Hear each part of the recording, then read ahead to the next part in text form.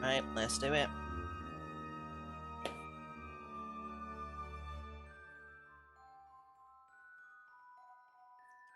Hello and welcome back. I am Alex and I am thrilled to be your MC for the rest of the evening.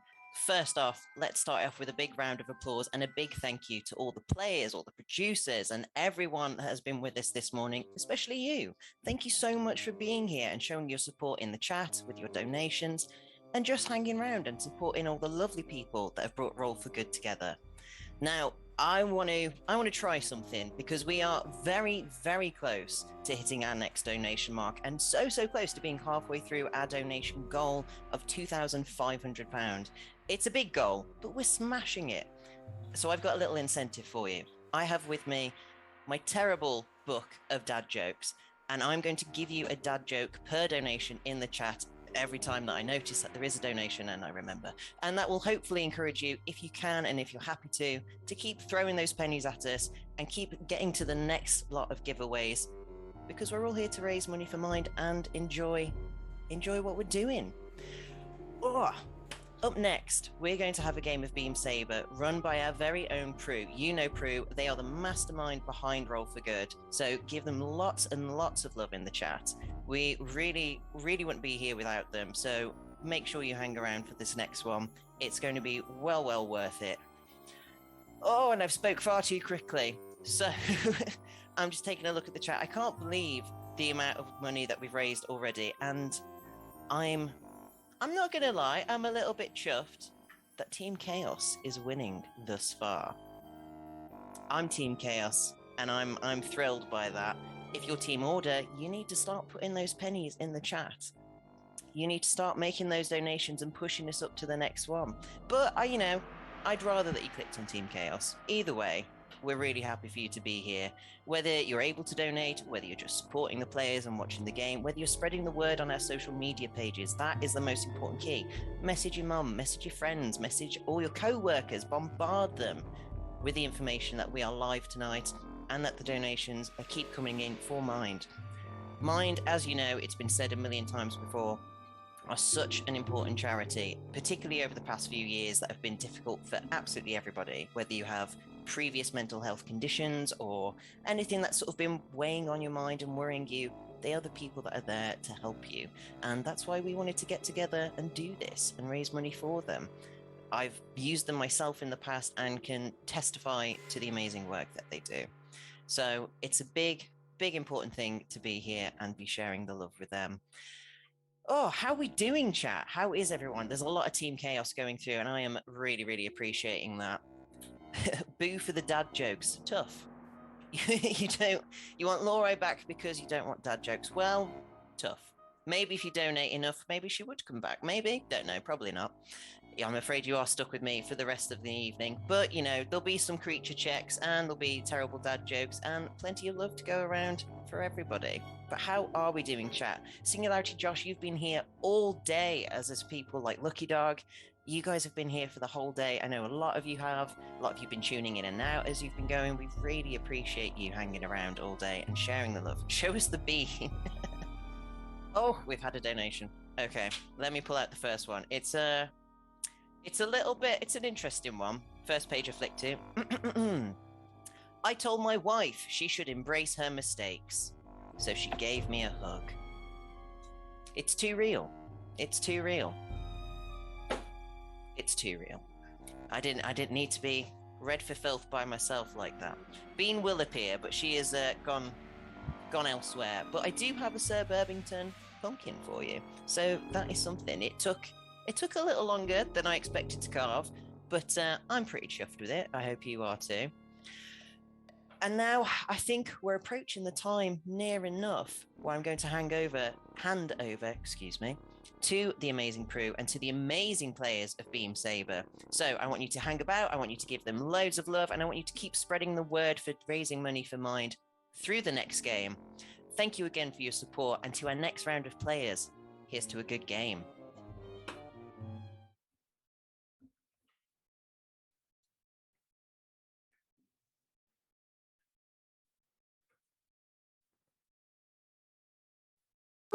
Hello. Hey. Good afternoon, good evening, good night. That's not right. Hi, welcome to the Beam Saber stream run by me, who learned how to run Beam Saber like 5 days ago. 5 days ago. Some of my players have read more of the rulebook than me. Some of them have more experience playing the game than me. So we're gonna throw everything at the wall and see what sticks. But before we launch into a bit of Beam Saber, I just want to go around and say hi to everybody and tell me who you're playing. So Beam Saber is a Forge in the Dark game made by Austin Ramsay, and it will be mechs and people inside of those mechs doing cool mech stuff, but we're gonna make it spooky. This is a 15 rated game. So if you are under 15, I believe you have to be 13 or over to have a Twitch account. So if you're in that window, same for you. There's going to be some swearing, maybe some violence, maybe some kissing. I don't know. We'll see what happens. That's too far, Prim. That's too far. So just be careful. This is a 15 rated game. And so, yeah, hi, I'm Prue. I've been introduced wonderfully by Alex already, so I don't really need to do much more spiel about myself. So let's go first for Rowan. Hello. Hello, that's me. I'm Rowan, and tonight I will be playing Kairos, who is a lovely little snaky boy, snaky lad, playing the Infiltrator playbook. Very nice. Jordan, would you care to tell us a bit about what's your name, where'd you come from, love? Hello, I'm Jordan. Today I'm going to be playing my lovely boy Thorburn, who is going to be from the Scout playbook. I'm ready to basically just kind of snipe some stuff, vibe, have a good time in mechs, doing mech stuff. Very, very nice. Blue, if you could. Hey everyone, I'm Blue, and I'm here to play tabletop games, because I love this stuff, and I love you guys, and I love doing this for charity. This is cool. And I'm here to play a lovely cat girl, as you can see. I'm playing Twilight Electric. Hey. And well, last but certainly not least, Tailmonger, please tell us about yourself and your mech pilot. Hey. My name is Tailmonger, and I'm here today to play Mondo Malice, a soldier of the never-ending war, piloting the mech called Green Ice Leopard. And yeah, I'm ready to wreak some havoc. So, let's go. Let's go indeed. Just before we start, I thought I should let everybody know that this game was originally going to be run by the wonderful Lee, whose itch username I have forgotten temporarily, and I'm really sorry, Lee, but this is actually a supplement Lee is writing up and turning into what is called a supply drop, which is basically the name for the kind of fan-made resources in the Beam Saber community. And any proceeds from this, Lee will be taking and donating to Roll for Good. So if you end up liking what I run today, or you want to donate by getting yourself content, go buy it if you want. The free promo for Lee there, because it is really cool. Yeah, so I'm going to take us to a slightly different bit of music. We pan over a planet, log 5, dusty and dry. We skim over the tops of high-tech futuristic cities and down to that border where the planet goes from light side to dark side, to a small town of crashed spaceships, corrugated iron, and tent-like lean-tos. New Tijuana, the frontier town from which you all hail. A place where people go to escape their past, to reinvent themselves. And among this city are 4 heroes, the White Knights of Tijuana, aptly named, perhaps not. Maybe their means of money-making are a little more dubious than it sounds, but this military town turned thriving hubbub is a little busier today. And I want to ask, what is it you might be doing on a day like today? Who wants to chime in? Where might we find you? What are you up to? What? Jordan, you just So stretched. Yeah. I'm calling you out on it. I'll pop in. All right, right now, Fulburn is very much a hunter. Is one of the main things that they've done in their past. And although things may have gone sideways before, they are still a hunter at heart. And so they're currently out in some of the nearby wilderness, hunting mostly small game at this point. Nothing too serious, nothing too stressful. Sort of basically just going through the routine. And that's mostly what they're doing, you know, creeping through the brushes, hiding behind conveniently placed scrap that has been laid about. Okay, yeah. As you do this, would you care to make the first roll of the game? Mhm. Would you make a hunt roll for me? Ooh. Okay. So Alright, shockingly, for the action of hunting, you might be surprised to hear. So Jordan, if you need to know what to roll, you roll, I believe, In my case, I think it's 2d6. 2 dice and Why take not? the highest. 2 little bits. Alrighty, let's go. That's a 6, baby. A 6! Let's Nice. go. Amazing. You came out here looking for small game today. You weren't expecting much. Are you in your mech? Not on the mech though, because the mech is very big. Okay. You're out in the wilderness, alone, without any protection. This is risky stuff. This isn't something anyone could do. This isn't something anyone should really do. But there, you see it in the undergrowth. 2 little ears. And then they flick up. 2 more. Oh, it's the 4-eared rabbits of log 5. And this one, ooh, this one's big. This one's, you think the size of a cat. No, wait, maybe a dog. No, this rabbit is horse-sized as you approach it. And with, how do you catch this horse-sized rabbit, Jordan? You got the 6. You give it to me. Cool. It's very much a.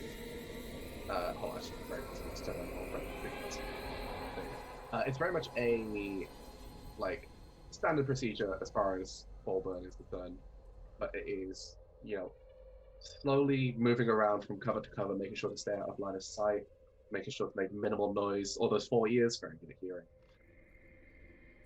Usually getting just to the side of it, out of its line of sight. They're very forward facing, and then they line up with their hunting rifle, take aim, and one clean shot through the vitals, just to drop it down. And at this point, you wish you had brought your mech. This is going to be a pain to get back to New Tijuana, but at least you're going to have money for the week. Next up, I'm going to call on Rowan. What's Kai Hey. up to? Kai, he, I think, is hanging around in the central busy plaza area of New Tijuana, sort of people watching, I think, curious as to why things are so busy today when they're normally, you know, a little bit bustling but quieter than this. So just hands in his pockets of his massive oversized coat, just having a little people watch of all of the people who are about this morning, this lug 5 morning. You see that it's a market day. Your town isn't visited by the huge trucks on caterpillar treads that swing by often, and especially as it's been 5 years of dry season, these trucks have come filled to the brim with fresh, clean water, and people are excited to fill their barrels and their cups. Those that didn't plan their last rainfall harvest well enough are grateful to have their thirst quenched. Is there anything else you'd like to do, or are you just hanging out?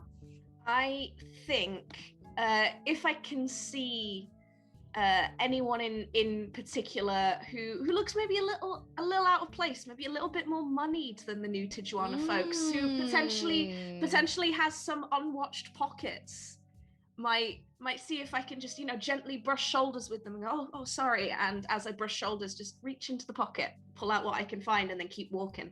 Absolutely. I think this counts as a finesse roll. Alrighty. Physically kind of handling yourself sneakily.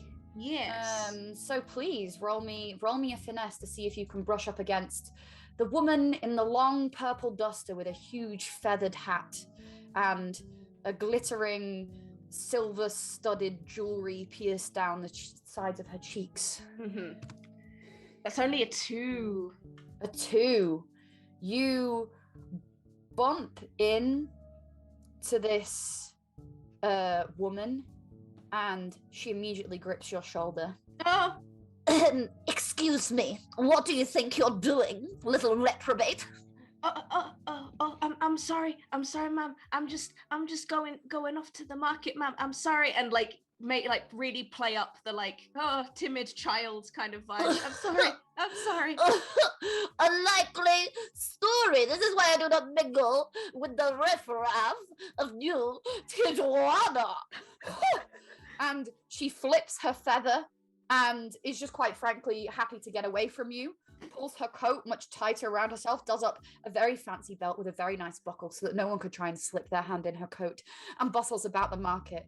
And you find yourself kicking dirt at the edge of the square, people intentionally avoiding you after this loud altercation. I guess just, kick the dirt up a bit, and then once I get bored, just wander back to home base, I guess. Little bit upset that I didn't manage to pull anything off. Let me dragging my feet. You a I've got to give you a consequence. This is the first time I'm doing consequences.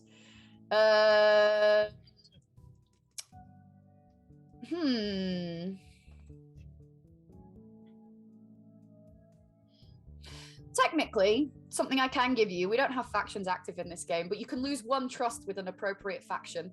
Let's say there's a mercantile faction in Tijuana, and you've just lost your whole team 1 trust point. Oh, sorry, guys. We leave you alone for 5 bloody days. I'm sorry, you left me on my own. I'm responsible for my actions. Okay. What might our Twilight Electric pop idol turned ace pilot be up to on a day like today? I think actually that she's hanging out at the military base. So she is currently checking out her mech because there's been some experimental technology added to it recently.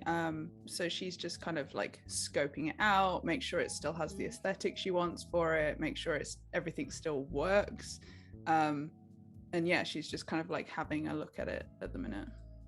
Yeah. I'm trying to decide if I want to make you roll for this or if you're just doing a buff and shine, because I reckon a buff and shine is pretty standard.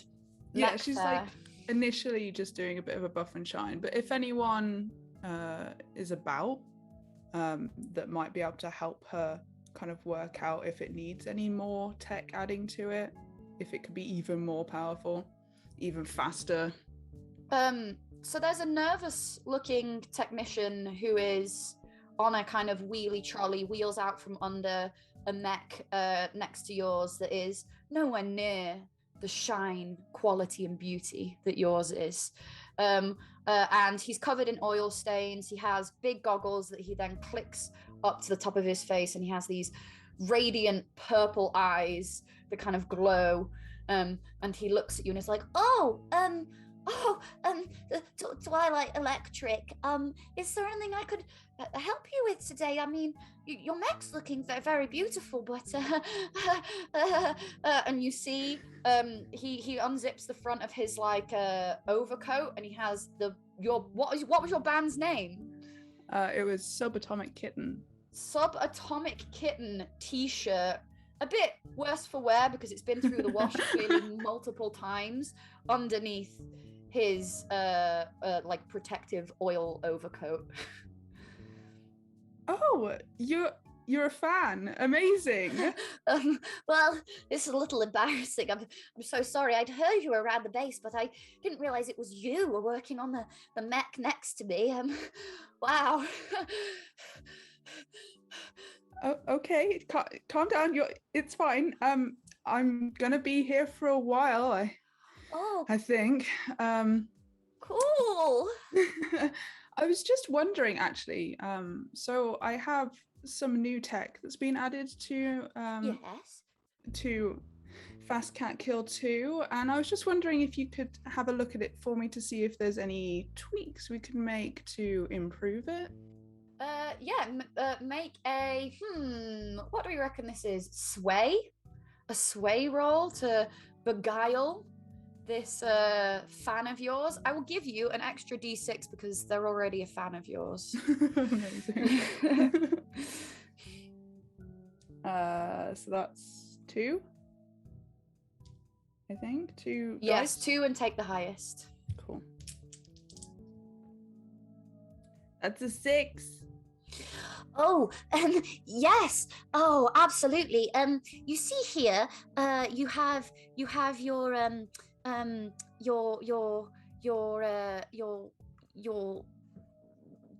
speed button. Mm-hmm. I can let me get into your booster rockets for half an hour, and I can make it doubly as fast.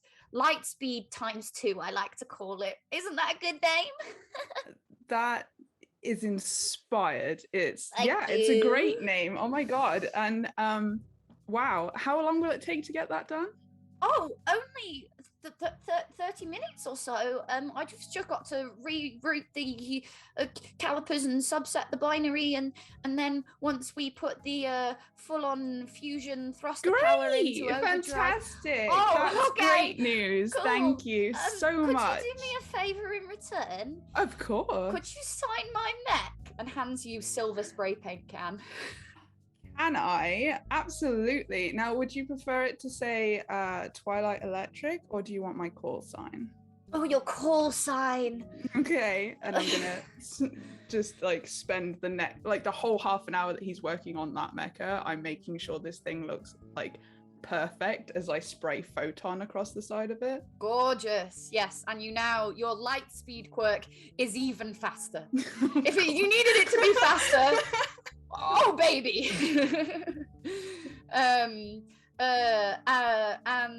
Finally, Tailmonger, what might Mondo be up to on this day? Well, I guess Mondo is hanging out in the Caliban, sipping on a, what was that? Gold Tooth Grin? Gold Tooth Grin, yeah. And writing a letter to his daughter, who is in an officer school in a far, far away galaxy somewhere. This is a letter that he's writing like weekly or daily, the same letter every day or every time, and then just throwing it away because they are not in a great relationship with his daughter. Oh. So yeah, sipping on a drink, talking to people if they are around, and writing and throwing it away, and yeah, same thing every day. Maz, the proprietor of the Caliban, finishes dealing with some customers and comes over. Her hair in 4 dark blue space buns flashes you a wide golden grin with her entire set of gold teeth. Why are you always throwing those away, Mondo? Oh, hey, you look gorgeous today. Well, thank you. You're quite the charmer. Your next gold tooth grin can be on me if you keep talking like that. Oh yeah. Sorry, I was just I just tuned out for a moment and I didn't catch what you were saying. You come in here every day, you write something down, I'm not nosy, I don't look, and then you throw it away. Why's that? Oh, I'm just practicing my creative writing skills. Like, Oh, you know, really? a guy in my age needs a hobby. I didn't know soldiers had feelings. Oh, you're a surprise at every turn. And she slaps you with a tea towel. Oh, hey, I'm just trying to find mine. I'm not sure I have any, but I'm doing my best to find some, right? Because I just promised to a very important person that I'm gonna change, and probably finding some feelings in myself would be a good place to start. Don't you think? Wow. Yeah, I really do think that's some real deep stuff. Most people this half of log 5 don't have two emotional competency brain cells to rub together, but Mondo, you're a surprise every time. Well, here, let me give you a top up. And she tops up your gold tooth grin. Thank you. Thank you. And little frothy, lagery, lemonade-y bubbles but pop out the top of this cyber future glass. Ooh, it looks like it's half melting. It's really cool. Can't wait to taste it, so I just take a sip of it. It tastes like lager and ginger beer, I believe, is what we decided, not lemonade. Yep.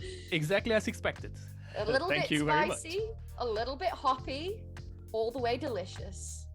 I'm not gonna make you have a roll for this. This was just a very nice neutral activity you were taking. With that, the day winds on, and you all do eventually find yourselves back at base, where you currently either live or are working. Working late on your mechs, perhaps, testing out their new speed booster abilities, bringing in a 4-eared, horse-sized rabbit, the Lugget? We'll call it the Lugget. It's a lugget, and I'm bloody lugging it.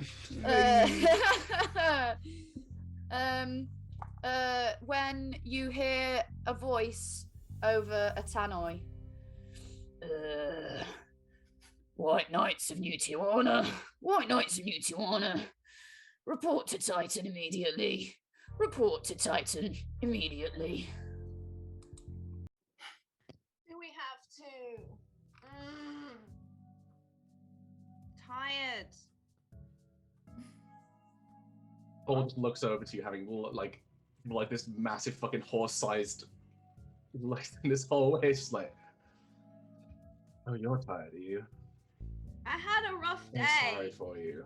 I had a hard day. You had a good day. I didn't. Well, I hope it gets better. Like. What about you two? Well, if you've had a bad day and you've had a good day, then I've had a great day. My day is always great. So let's just get the job done. Always love to Fine. hear it. You wind your way through a couple of white corridors that are now a horrible dusty beige, as dirt and dust from the planet and age has worn in, cables hanging loose from the ceiling, and you enter the office of Titan, your immediate superior. He's behind a very neat and tidy desk, no paperwork on it, just one kind of that see-through glass heads-up screen with some information on it. And as you enter, he gets to his feet.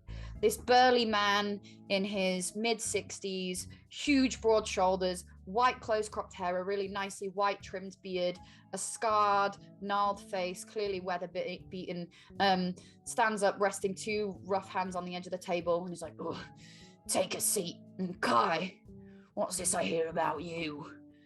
Pissing off some certain merchants' guilds." I don't know what you're talking about. Oh, don't you? No, I've been here all day. I've been doing nothing. Miss Lady de Mimsy de Proopypants has something else to say on that matter. I don't know who that is. I'm just Oh. like stuffed, like hands are like stuffed like deep in the pockets. There'll be a time for reprimand later. I've done nothing wrong. Well, there's no dilly-dallying right now because I just got an urgent call that you're needed elsewhere. But expect to hear me for maybe what is this? Your 5th minor infractions tribunal in as many weeks? The other, okay, the first one, fine, on me. The other three, there's a problem in this justice system. It's unfair. I did nothing wrong. It's the problem you're not legally allowed to steal. I mean, stealing is a harsh word. What would you call That's it? why it's a crime. Redistributing the wealth. There ain't no time for redistributing wealth in the middle of an intergalactic war, Kai. I've been through this with you before. Put down that manifesto you keep reading. It's right in your brain. Just slump into a chair and like picking up my nails, looking a bit sheepish. Okay, the four of you. Good to have you here. And spins the screen around, and immediately an image of a crater flashes up. Now, dark side of the planet. Haunted, people don't go there. People never been there. The real reason. Now, this is real secret stuff. This has come from my superiors and their superiors above them. I don't even know the names of the people involved. But that side of the planet is the way it is because of fallout. Easier to spread rumors of ghosts and hauntings than tell people about, well, nuclear detonation sites on the same planet as them. Well, we'd repurposed the crater, let's say. We turned it into a scientific base of sorts, sent some of our high-flying, up-and-coming commanders out there, a couple of our most gifted scientists, and we haven't heard from them in 48 hours, which is a bit worrying. And before that, the reports were getting stilted and less frequent. We thought perhaps they were onto something, but perhaps something was onto them. So, what I need you for to do is get back out there and see what you can find. The problem being that we're not entirely sure what they were working on, except we know that it was an AI program, or maybe a mech. The Mind series.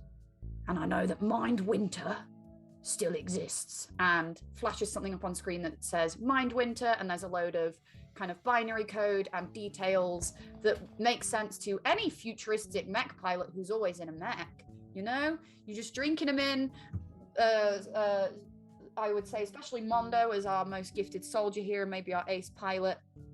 And it details Mind Winter, a supercomputer AI, and kind of gives some rough specs, shapes, sizes, gigabyte power, and this thing is powerful. It is clearly the cutting edge of experimentation.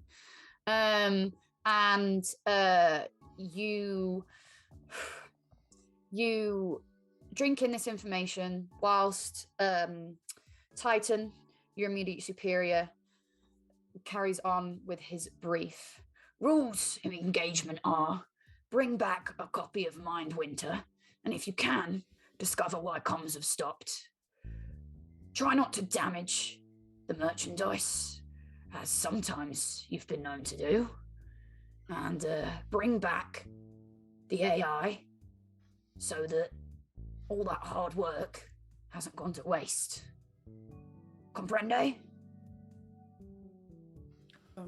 I will try my best not to damage it. Oh, well, I believe in you, Mondo. You're the most trustworthy one here. Hey. Yeah, I guess that's our problem. Yeah. Ace, I've got nothing against you. You're just not, you're not on the payroll, as it were. Do we have anything? I mean, you said you wanted a copy of Mind Winter. Do we have anything big enough to do that on, to transfer that data? That might be something you need to find. Okay, great. Helpful as always. As I said earlier, Mr. Longstrider pilot, there is an endless war going on, and the military does not have infinite resources. We need Mindwinter back, the AI safe, and job's a good un. You'll get your payout, okay? Enough for me. Yeah. 1,300 credits to be precise, each. Okay. That sounds better. No. I knew money would change a tune. We have just reached £1,300 donated. Woo! We're all for good. Yay! Hell yeah. Chanting chaos. Yeah, it We're better be over TP. halfway there. Congratulations, everybody. Living on a prayer. So in this scene, anyone want to ask Titan anything? Anyone want to do any roleplay? Now's your chance. Floor is yours. I will say this is leading on to those kind of you'll all go and do one piece of prep each, try and gather one piece of information, and the more prepared you are, the better the mission ahead will be. So just, have that on the back of your mind. That's how we're going to work in Beam Saber. And then what happens is, for the people watching who maybe don't know how this system works, and to remind my players and myself, then what we'll do at the end of this little section is make our engagement roll, and that's going to tell us how well the adventure is going to kick off, and we'll set the tone for the rest of the day. Oh boy. So yeah, don't fail those rolls, gang. Go ahead. I'm gonna do a floor is yours again. I'm aware last time it required some chiming in, so I will pick someone from my Zoom list if no one has any bright ideas. So just remind us again, Prue. So like Absolutely. our mission is to go and to retrieve the Mindwinter AI. Yeah. Do we have any others? Was it like, is it just get it back, get a copy of it? Yes. So retrieve information and a copy of Mindwinter is the objective. Your rules of engagement is ensure the survival of Mindwinter. Okay, good to know. I believe there's also a side objective of find out why the comms stop. Yes, that is what the kind of retrieve information part is. Oh, okay. Okay, I have a little action that I would like to do. Yes, prep. please. Absolutely. I would like to see if I can do it. Does like the military base that we're on have some kind of archive that I can? It go does and if you check say out? it does. Yeah. This is as much your world builder's mind. So go right ahead. I'm gonna go over to like once we've left the kind of the briefing. I'm gonna go and hit up the archive, which I think is like it's like a big sort of semi-tent, semi-shack, and it's like been built up a little bit to protect it, but it started off as a tent, and it has, those like big old style computers that you'd get in libraries that you can scroll through, like digitized old documents. It's one of them, and I want to find out anything I can about the history of Mindwinter. Absolutely. I think that's a wonderful thing to try and do. So you get to this archive. It's quiet. People don't go here.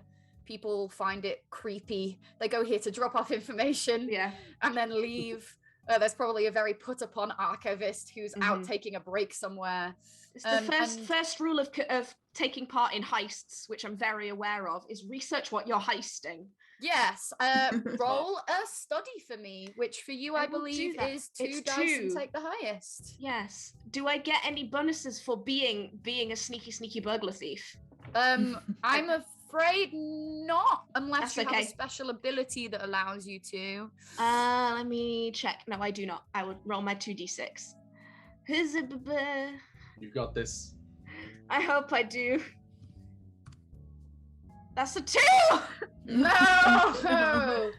I'm not doing good today, guys. You can succeed a single roll challenge. So, what I'm gonna say is, I probably should warn you what I consider the role setup is, but this is, I think, a controlled action. So there's only going to be a controlled consequence. Yeah. You compress it by trying to turn this into a risky opportunity, I think, and roll again. But if you fail that, you'll then get a risky consequence. And I will describe this as you are in the archives. And did you describe them as electronic archives? They're like sort of a mixture of like those big machine. I think if things are presented as like physical papers, they get digitized, but they're very old-fashioned. Yeah, Like those big blocky absolutely. Like So you log into one computer system and it's not got anything useful. So you scramble up the side without using a ladder of this metal frame because you're small, you're spry, and you start logging into something else. And no, that one's not got it. And you log into something else, and the huge data bank you're on begins to rock and sway as you get closer to the top. Oh no! And you're almost gonna start a domino effect, perhaps. I don't want to do that. I am gonna attempt to push myself to find something else. Okay. Because I do also have a thing. I don't know whether it will apply in this particular situation, but I have an ability called the Devil's Footsteps, which is when you push yourself, I can, if I need to, perform a feat of athletics that verges on the superhuman. Absolutely. This is perfect for that. So this is you jumping from the top of this data bank to another one so that it wobbles and goes back. You know, it's a weeble and it won't fall down. So roll me that d6 to push yourself. I'm not going to roll on roll 20 because I don't trust it. I'm going to use the Google Dice roller. That's a 5. Yeah. A 5. So this is a mixed success. You wobble and then you jump superhuman distance across this gap and land gracefully. I would say cat-like, but somehow it's snake-like onto the next data bank. But the data bank you are on flies out from the momentum behind you and with a crash collapses. That is the mixed success consequence, the risky consequence. And you take 1 harm of level 1. Ouch. As you jolt your ankles as you land. Type in my harm box, rolled ankle. Rolled ankle. And but you do manage to glean a little bit of information. Nice. So what was it you were specifically looking for? I wanted to look up like the history of Mindwinter, like if it has a physical form, what it is, what it was used for, things like that. So program Mindwinter, there's a lot of restricted access barriers that you would probably need to hack around to get into. But what you can glean is that Mindwinter is the 4th of 3 prototypes. Mind Spring, Mind Summer, Mind Autumn, and Mind Winter. Makes sense. Each was a different iteration trying to make this supercomputer. And there seems to be information relating this supercomputer to super soldiers. For some reason, whatever research they were doing, they were linking this computer to also biological experimentation. You find strings of letters that can only be DNA sequences and things like that amongst binary code. Okay, I will, if I can, I will like take a copy of that information just to like share with the team. Absolutely, of course you can take a copy. Yes, I will do that, and I will try and leave the archive so as the archivist doesn't know that I've knocked over one of the databanks. Absolutely. Like, who's up next? What do you think you might do? Yeah, I would like to talk to Titan and say that we both know that we don't really want to send soldiers to the front just to die or without the right equipment. So I guess it would be nice to give us some more information about Mindwinter. And I guess he must know more than he told us. So okay. I know he said we have to kind of don't destroy it, but I would love to know how, maybe just how we could destroy it if it would be the case, so I don't do it. Okay, roll a consort for this. Oh, so I will let you have an extra dice because you all know Titan. Nice. Yeah, that means that I will roll with a single dice. I Yeah, guess. single dice, and tell me what the result is. Oh boy. Well, you got this. That's a 4. No, I just messed up the command in. Just a second. Oh, that's a 5. That's a Hey. 5. So that is a Nice. mixed success. So Titan raises an eyebrow at you. Well, you're right. I shouldn't send you in too unprepared. The problem is, I don't know that much. And I'm going to reduce the level of the effect to limited as your mixed consequence. As in, there's only limited information he knows. They're not telling me anything, but I've heard rumors about the crater. It's a sprawling base, but not made for mechs. It's made for humanoid scientists. You should definitely take Green Ice Leopard and everything with you. But fitting in there, that's going to be tough. And Mindwinter, I don't know anything about Mindwinter, but apparently in the last comms, it was passing all Turing tests. It's become indiscernible from human, but had a problem with emotionality. So, I suppose if you are so emotional, well, you should keep your eyes peeled for, I don't know, voices. There were reports of voices, at least. Okay. I will. That's still better than nothing, thank you. I mean, the White Knights of Tijuana are really hard to satisfy. Look, I'm going out on a limb here, buddy. I'm telling you everything I know. Oh. Yeah, what should I say? It's not much. I mean, That's why it's I'm not much sending in for the my best. life. Oh, the cheapest. He claps you on the shoulder. He's hoping he's tiding you over by calling you good. Yeah. We all know what this all is about. I mean, the monetary part. So, yeah, let's just make sure that if any new information comes up, you share it with me, right? Absolutely. Because that could save our lives, and some funds for the military.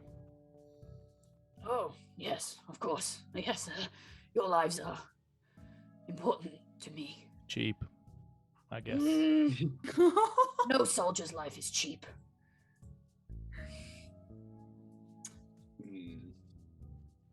In an endless war, eggs to down. You'll design Titan to secretly deeply care a lot about the That's four very of you, true. so I don't know. That's I don't very know. true. Like if you He's want just, to he hate has Titan, a hard you he hate has a Titan. hard time expressing his emotions, but he loves us. Starved And this man of I'm validation. abusing the knowledge. Yes. You are. Thank you, Mondo. That was really well done. Great job. Twilight Electric or Full Burn, either of you got anything you want to do? Yeah, I do.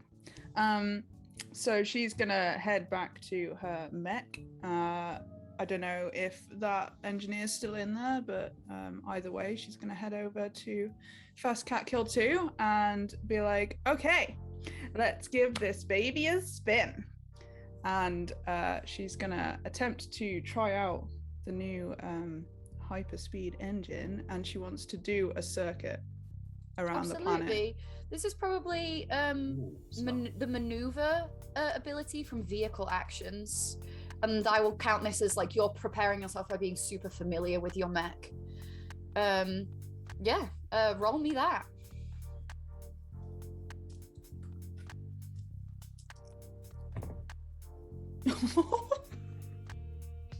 It's bad.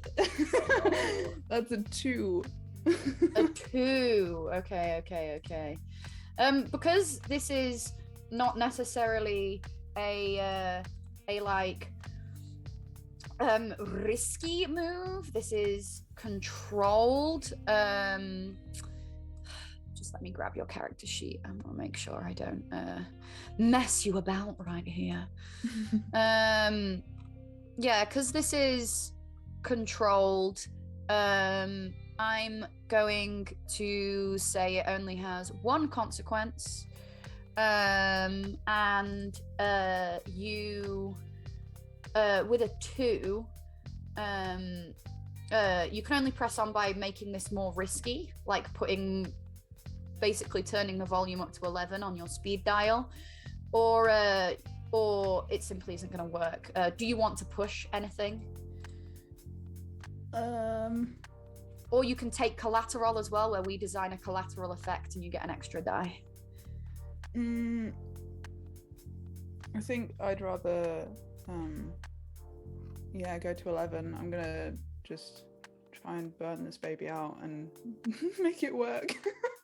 Absolutely. Okay, roll again. And this is now a risky action, so you'll get a risky consequence if you fail. Okay.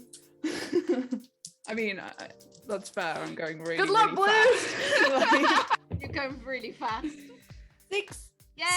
6! Okay, Yes. so it was faltering. Your hands were slipping on the... How do you drive your mech? Is it like motorbike? Is it steering wheel? Is it mind pads? Yeah, I think motorbike. So she's like sat in the main cockpit, but it's got twist throttle. Absolutely. So you were twist throttling and your hands were slipping. You weren't managing to hit escape velocity. You could feel the heat around your mech. And as you launched off planet side, you could feel the exterior beginning to burn. But then you find the small button installed by your technician friend earlier. And with a beep, a small subatomic kitten song starts playing in the cockpit quietly, perfectly in rhythm with the shaking of the thrusters, and you become a comet in the sky. If anyone is looking up, they see this jet of what color neon light?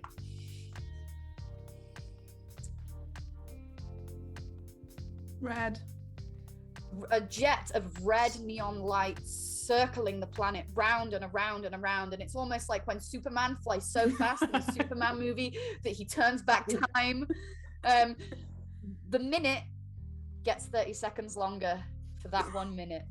And you are absolutely sure you are familiar with the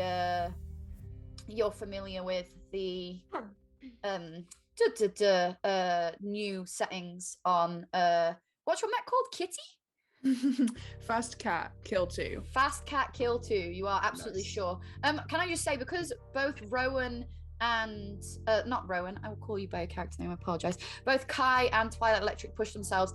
You do need to mark a stress, I think pushing selves gives stress. So give yourself 1 extra stress. Oh no. On the stress marker. We're pretty stressed out. It's a stressful day.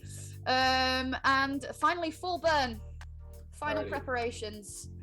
We have 2 pieces of information retrieved. We've had someone test their mech. What do you want to find out about? What do you want to practice? What do you want to know? So full burn in this case is like one of the big things about being a hunter is knowing where your prey is, where you need to go to, rather than just kind of aimlessly searching around and hoping you bump into it. So gonna try go wherever I can to get information on specifically like on the science base and specifically where we can find Mind Winter within the base. So like where Absolutely, the yeah, download trying to ports find are. blueprints and stuff. Yeah. That sort of thing. How are you going about this? Are you asking people? Are you searching archives? Are you hacking into somewhere? Like, give me something a little bit more specific, something more granular.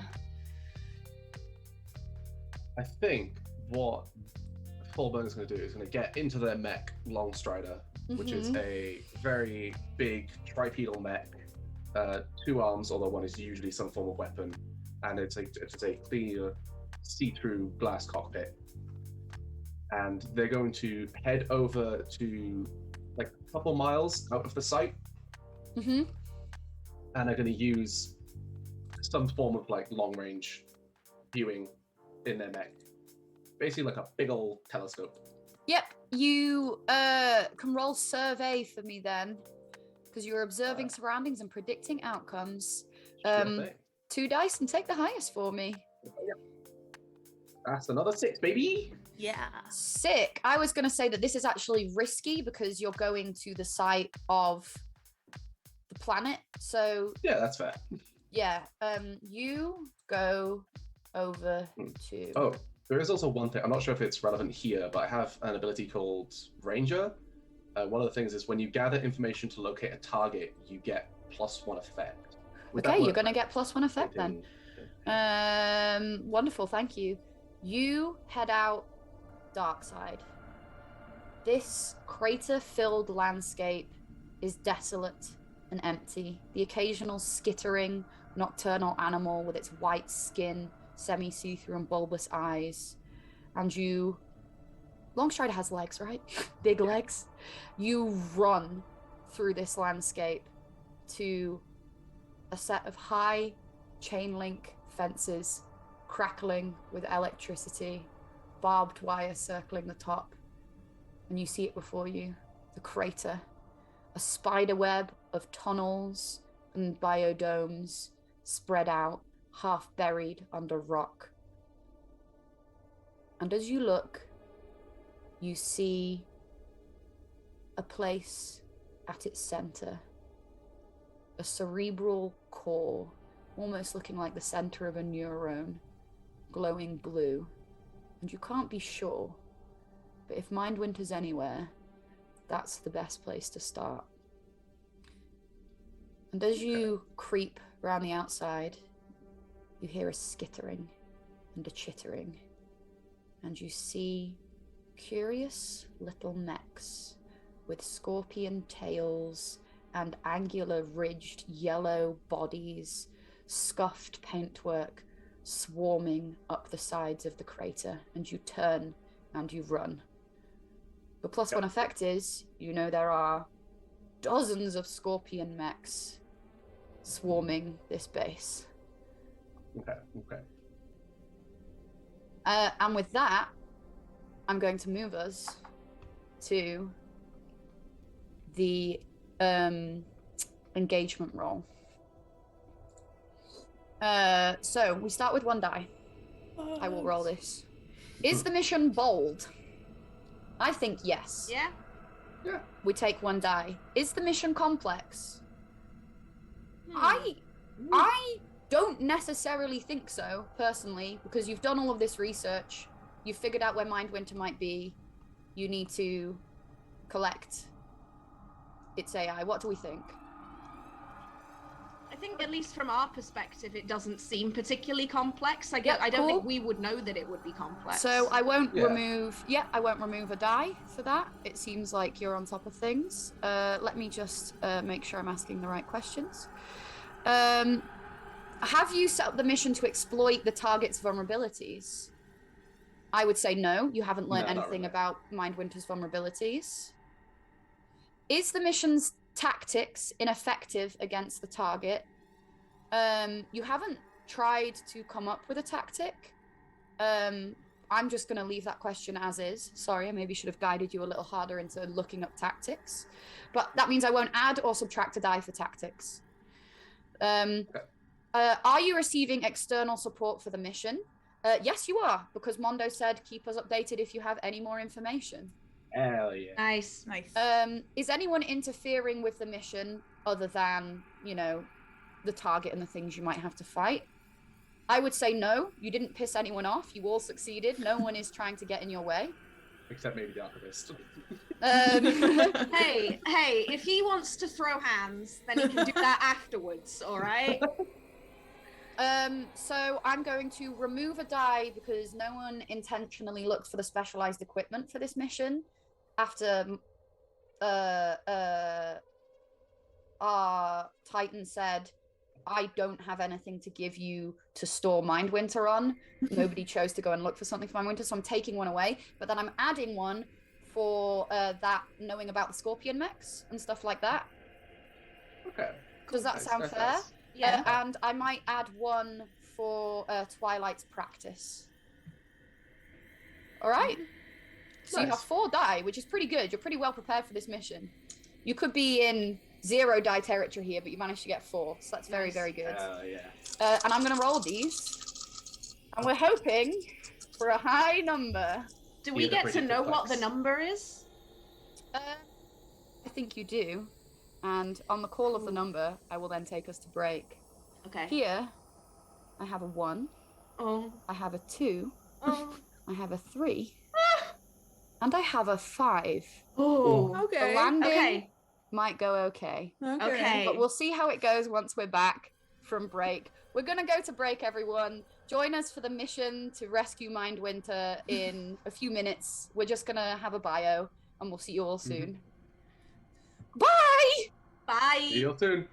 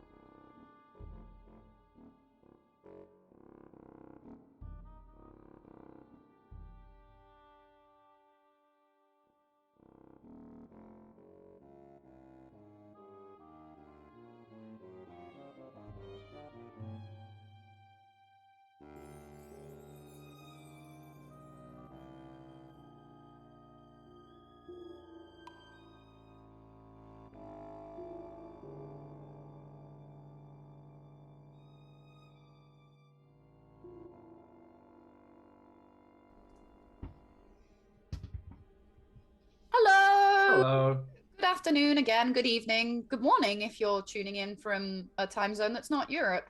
I am Prue. I am running Beam Saber right now. That's what you've signed into. Beam Saber. This is the Roll for Good charity weekend. Just before we launch back into it, I will just tell you where you found yourself. This is a charity initiative trying to raise money for Mind UK. If you have the ability to donate, there is of course no pressure.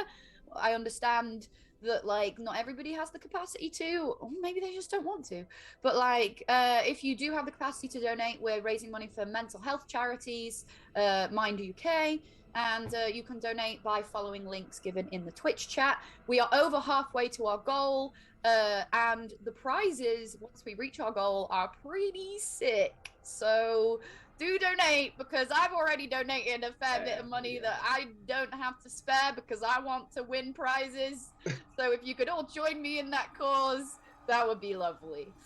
But yeah, so before the break, we met our lovely pilots. We got a feel for what they do in their free time. We began a mission to the dark side of the planet, to a place called the Crater, an old sprawling science base where an AI called Mindwinter had begun to pass Turing tests. And there was talk of super soldiers and supercomputers. And Full Burn saw scorpion mechs crawling up and out of the crater, curiously exploring what might be there. So we pan now back to the hangar. We see a montage of people strapping equipment to themselves, to their mechs, buffing, shining, loading bullets into casings, doing a little bit of target practice before they set off. And I just want quick, one-word answer.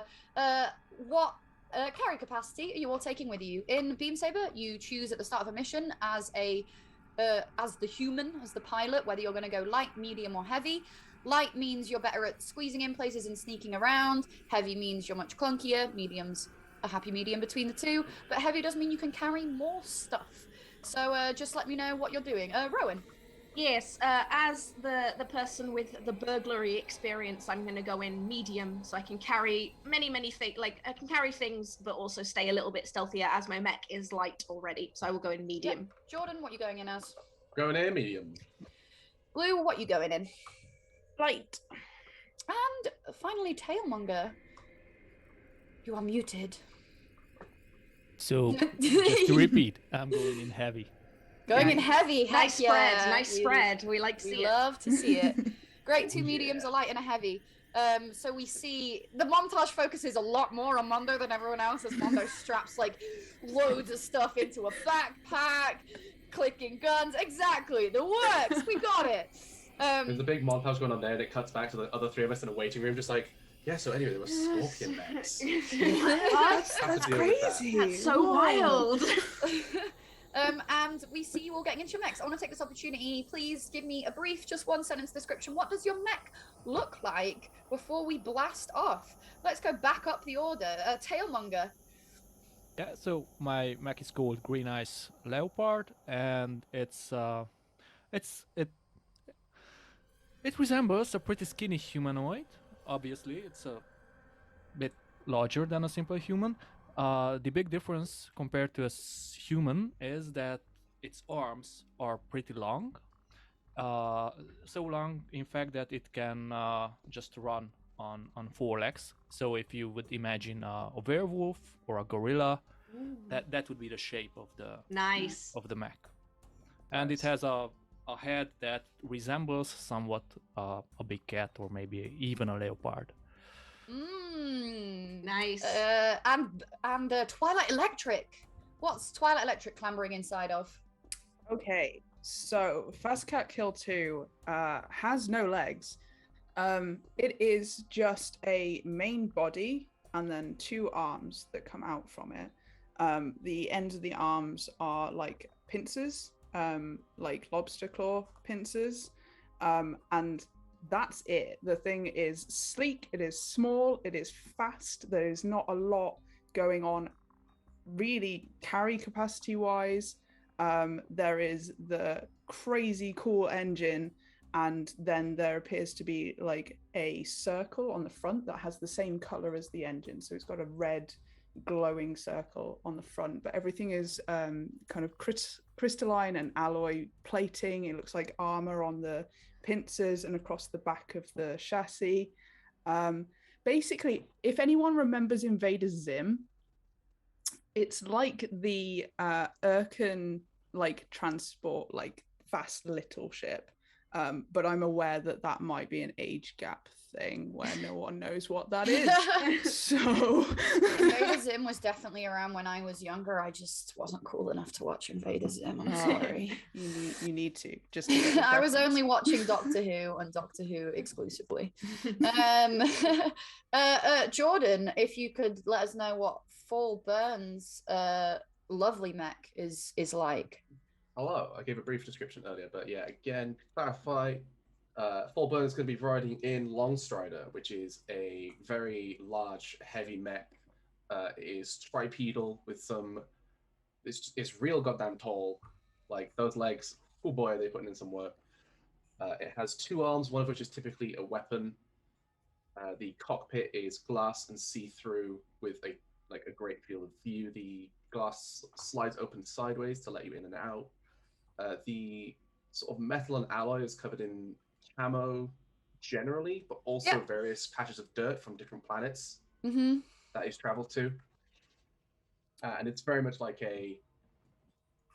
used as a get yourself up somewhere high, get yourself a vantage point kind of vibe. And finally, Kai, what's Kai clambering inside of? Give me a quick description. Kai is climbing inside a mech that is called the Basilisk, appropriately so, as it looks like a snake. It has no arms, no legs.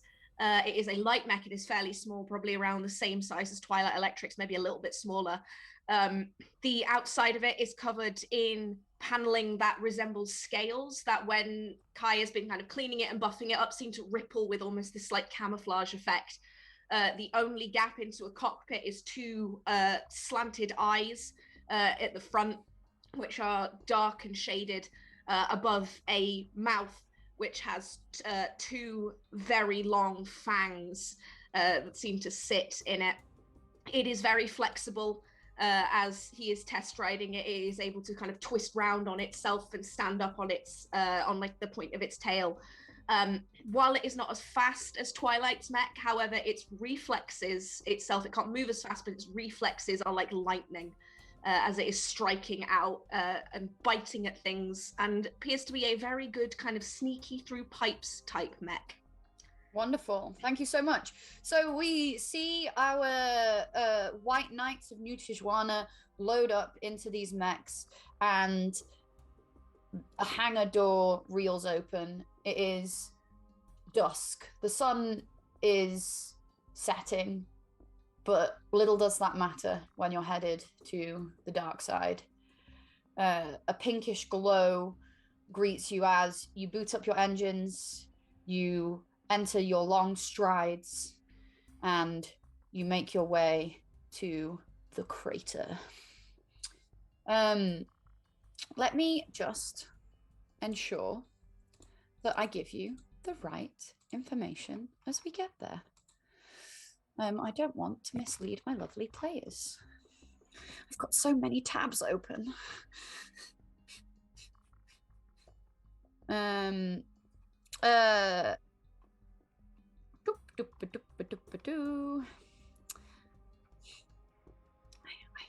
I did prep this part of the adventure. Not anymore. We're going in improv. Let's go. Oh God. Well, it's meant to be very improvisational, but I just need to make sure I don't screw you over. Well, while Prue is looking for things, now we're all in our mechs. Can we remind each other and tell the audience our call signs now that we are all in mechs? So, Kai in his snake mech, looking slightly snake-like, and just general snaky vibes. His call sign is Viper. Nice.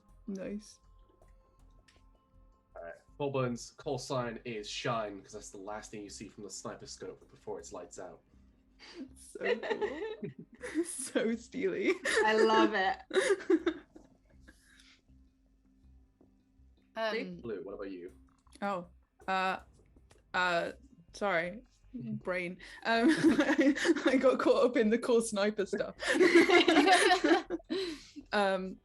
Yeah, so because it's got no legs, she's sat in her mecha, which is anti-grav. So she's just kind of hovering around you guys, and her call sign is photon. Sick. Hellmonger. Yeah, Mondo is in his kind of wear leopard mech, just leaning back and listening to his call sign being called, and it says hurricane. Hell yeah! So cool. I love this. I love these so much. And as you approach the base, the electric fence goes down, the crackling blue electricity stops, and you find an opening. But the scorpion mechs have not left. They are swarming around your ankles. They are coming in to attack. What would you like to do? So I have a thing. Mhm. Just to say this as we go into the fight, I have an ability called Reflexes, which is when there's a question about who acts first, the answer is me.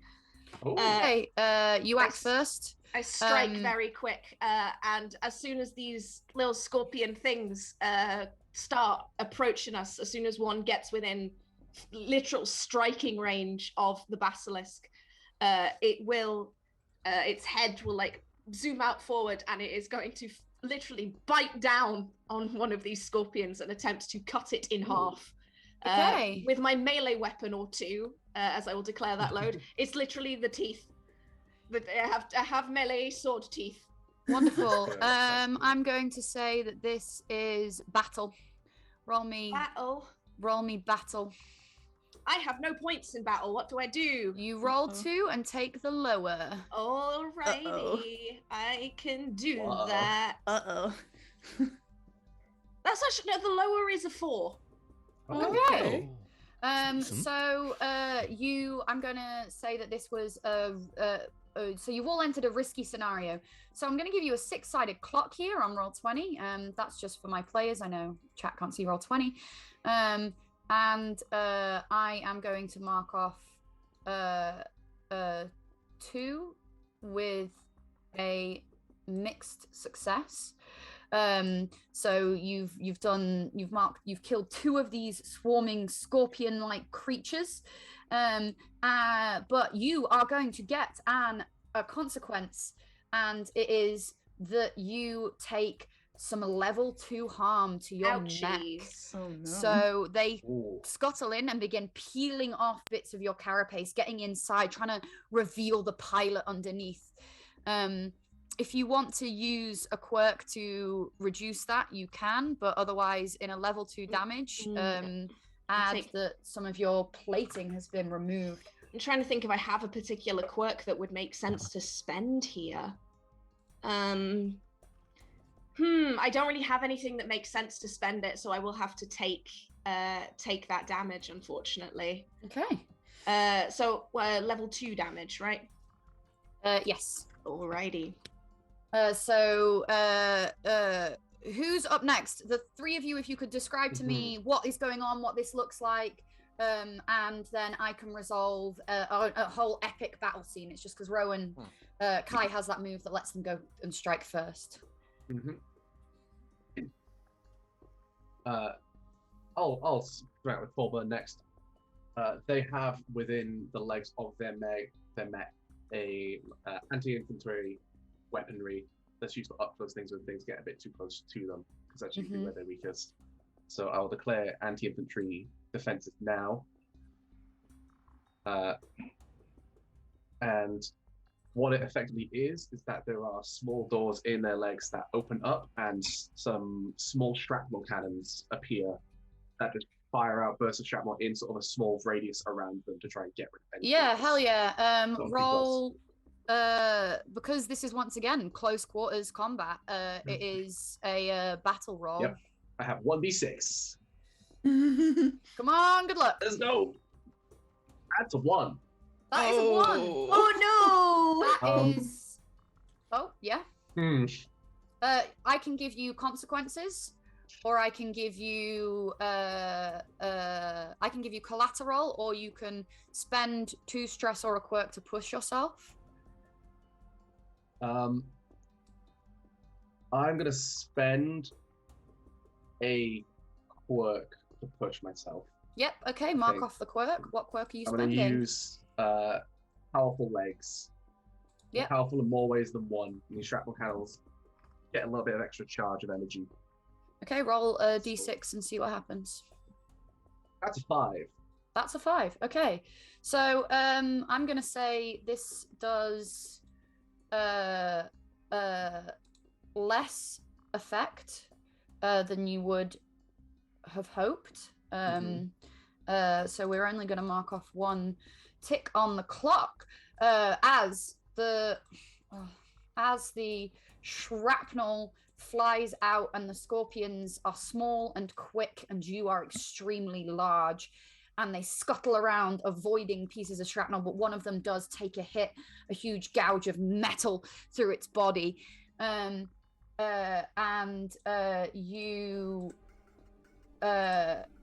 You also take to your mech, you take a less effect 1 damage as one of your legs of your mech. It feels almost like a sprained ankle as you try to move your mech. Clearly some bolts, some wiring has gotten pulled as these doors opened, and you are now slightly inhibited. Twilight Electric and Mondo, what are you doing? Yeah, I would let Twilight Electric take her turn, because I would love to know who needs more protection. Okay. At the end of the turn, who needs to be saved. Cool. In which case, Twilight Electric takes her mecha up high into the sky above the current battle that is happening, and the circle at the front and base of the main carapace starts to heat up, light up, and a large laser beam essentially comes out of the front, and that is me declaring a directed energy weapon. Hey, I'm gonna call this destroy. You employ overwhelming destruction through your vehicle. So roll me 2d6 and take whichever one's higher. You can push yourself or accept collateral if you want more die. No, I'll just go with what it's got. That is 2 6s. 2 6s. That's a critical in Beam Saber, which I can't remember what critical does. Time to find out. Let me just quickly grab my little rule set so that I can make sure I reward you as you deserve to be rewarded. Destroy. I'm going to say you immediately blast away the rest of, you fill out the rest of this clock at least.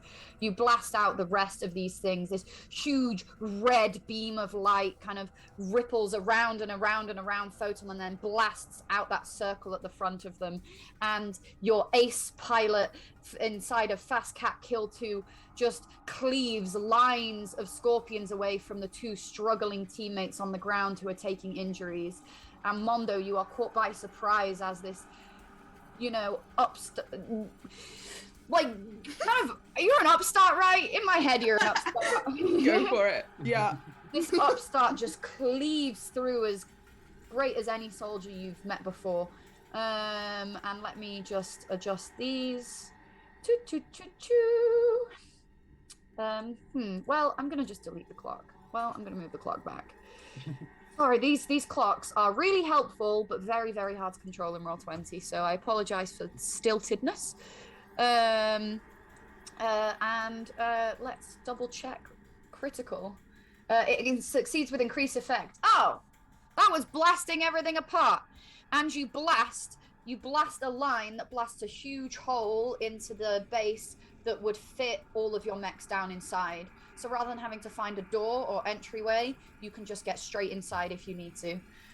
And the ground is now glowing red hot as you come to land. Mondo, what would you like to do? Well, I guess I would love a gold-tooth grin, because I just don't have anything else to do, because the scorpions were taken care of. But I will look out for other threats, or I will look for a way, or a kind of seemingly safe way to get into the facility that we are Looking targeting. for a safe way to get in is a great idea, I think. Roll me a survey. Oh, I guess, do I get any bonus dice or something for that? Because I just don't have any points in survey. You can push yourself and spend 2 stress or a quirk, or I can give you collateral. Well, then just give me a collateral. Okay, so we should design this collateral together. What do you think the consequence of you looking out for this safe place might be if you're going to roll 2 die for it and take the higher? Well, maybe there's some other hidden enemy or threat out there, and while I'm looking for an entry point, I'm not able to fight it or protect the others. Yeah, okay, roll me 2 die and take the higher. Oh, I messed it up. I mean, that's a 2 and a 4. You did so fine. The 4, it's a 4. I will take the 4, obviously. Yeah. So this is a mixed success. So as you scope around, that red hot entryway looks to be safe. It looks like a good way in. You can't track easily. I'm giving you a kind of lesser effect. You can't track easily the fastest route from this distance to the core. And as your collateral, more you see that blue glow in the middle shine red, and you hear the scuttling of more scorpion mechs. You have to act now and act fast, or else you're going to be surrounded yet again. Oh no. Oh, shit. Okay, let's make a run for that entrance. And slithering, running, and stomping along, one flying, I believe, as well. The mechs descend into this red hot hole and inside of the crater base. And around you is darkness. Occasional emergency lighting thrums on the ceiling. Longstrider is really struggling to fit in here in particular. Green Ice Leopard is rubbing up against the walls. This corridor is one of the wider ones as well. What would you like to do?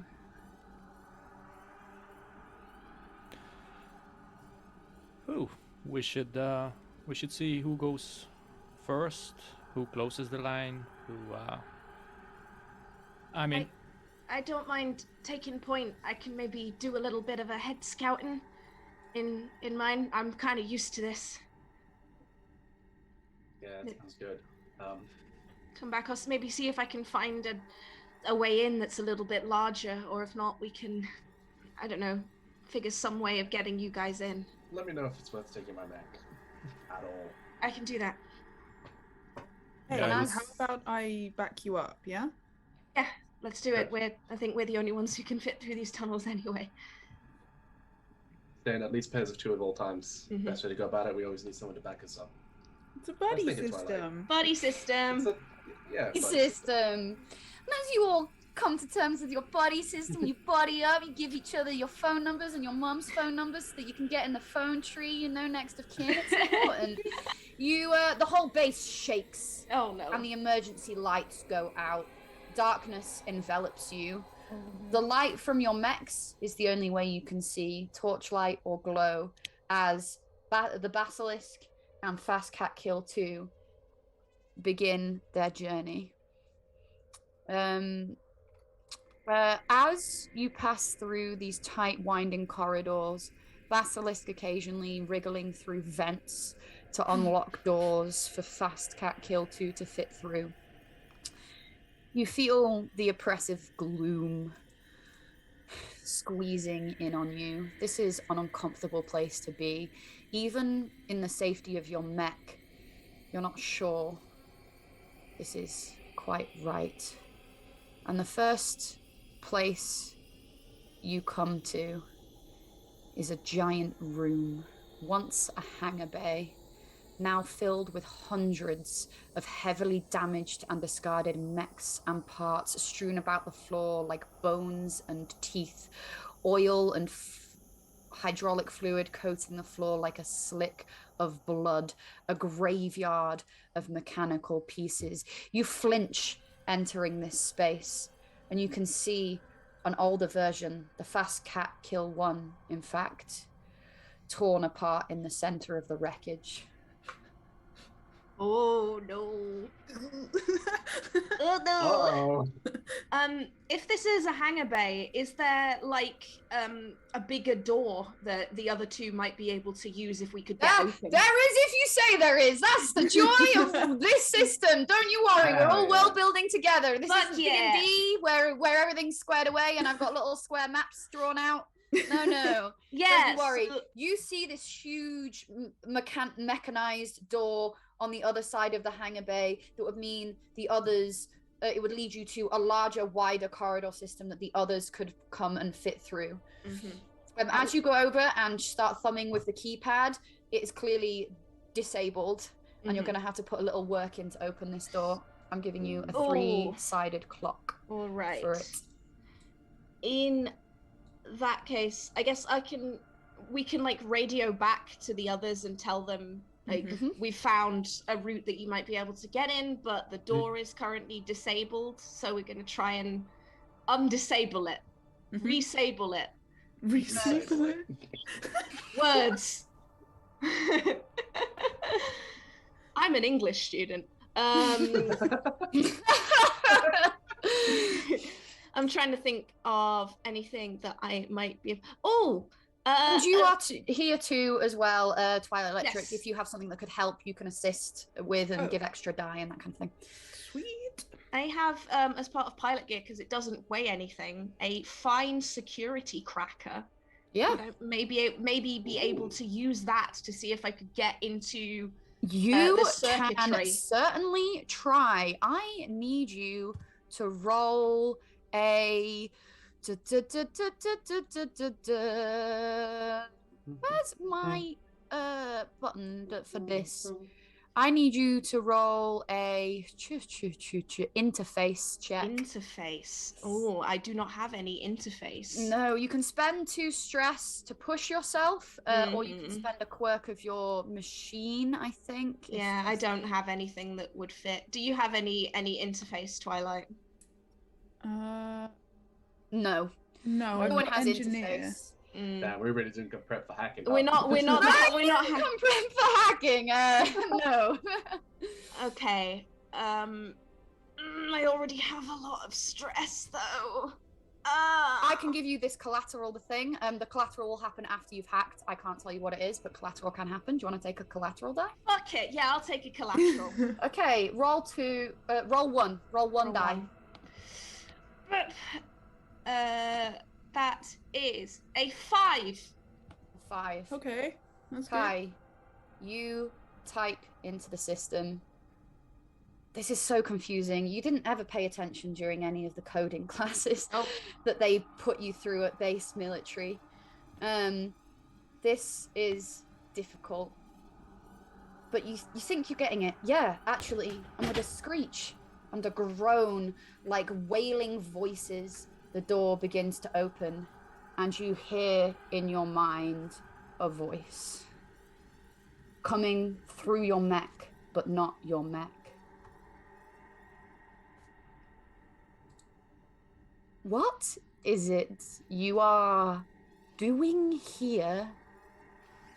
Why? Oh, I see.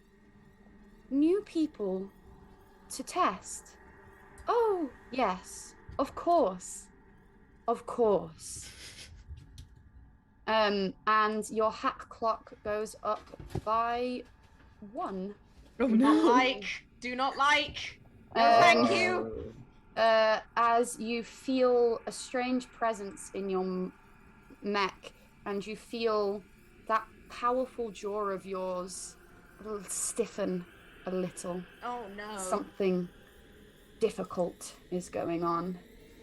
I will radio to Twilight that there's something here that's fucking with my mech and talking to me, and I do not like it. Wait, like talking through your mech? Kind of. I don't know. There was a voice, and I don't know where it's coming from, and my mouth feels weird. Not my mouth, my mech mouth. Did you manage to do anything to the mechanism, or? I'm working on it. It's not open yet, but it will be soon, hopefully. Yeah, the door is slowly grinding open, and now the rest of your party can join you if you wish. Mm-hmm. Okay, well, as soon as it's open enough for the others to get through, then you need to disconnect. Like, yeah. I'll hop out as soon as they're through. I think it should be kind of slightly important to say, I think, that because the security cracker is pilot gear, to do this, I'm like leaning. I'm fucking gonna regret this because of what you just said. Kai is to get out of the mech. Kai is like half in and half out of the basilisk's mouth, and it's sort of just like fiddling with these control panels. Because the entrance to the basilisk is through its mouth, and then you like pull the door shut. So, finding their way through the maze of corridors, Fallburn having taken a look around here earlier, you find your way to the hangar bay doors as they're grinding just open enough for the pair of you to slip under. And as you do, there is a crunch and a roll, and I would love for both of you to make maneuver rolls for me. Yeah, mine is... Stop, drop, and roll. Weirdly enough, the very big, heavy mech is not good at maneuvering through tight spaces. Who knew? Saying that, I got a 5 and a 4. So, Nice. a 4. You got a 4? Oh, 2 and 3. Oh, no. You got a 2 and a 3. So as you try and roll through this door, the door slams down, catching the back of your mech, and you feel again that presence in the back of your mind, not saying anything, but trying to trap you in here. And because you're half out of your mech, leaning towards the door, I need you to make a prowl roll. Oh, I'm fucking good at that. I'm good at Yay! prowl. I'm good at prowl. That's like the thing that I'm best at. Both of you, because this was a relatively controlled thing, are going to take 1 less effect damage to your mechs as parts of them are sheared off by this slamming closed door. And then Tailmonger, you got a 2 and a 3, so I have to ramp that up a little bit more. You also inside your mech get jolted around, and I'm going to give you a slight concussive bip on the head. You have 1 less effect harm as well. I rolled a 6 on my prowl. You rolled a 6 on your prowl. The door slams down, and it would have severed you completely in half, severing you from your snake, severing Basilisk in 2. But you and Basilisk, you roll back into Basilisk and pull the stirrups up. And stirrups? We're calling them stirrups. Tech stirrups. Yeah. Stirrups up, and Basilisk is safe, and you all are in this mech graveyard. And Mondo, there's a blur and a fuzz, and with the ripping of your mech, with the wobbling of your head, is that something wrong with your heads-up display, or what? Why can't you see anyone? And your hacked clock goes up by 1. Oh no! Ah, fuck. Can I just, if I remember correctly, there is this option. Yeah. Where is that? Where is that? Oh, let me find it. So there should be some anti-hacking stuff. Oh, intrusion countermeasures program. Dedicated computer systems for preventing hacking. I would like to add that to my max equipment. Yes, absolutely. Mark that off.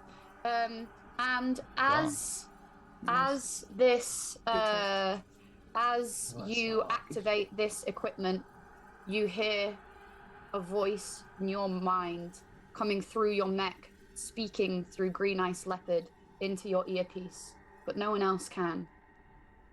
What is it you are doing here? I want to learn from you. We are sharing and learning together, Mondo Malice. And your hack clock does not go up. Bro!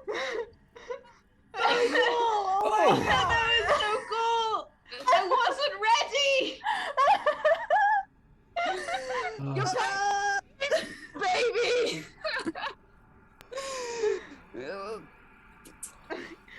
Oh shit. Very good. I mean, the entire chat is freaking out, by the way. Me too, chat. Me too.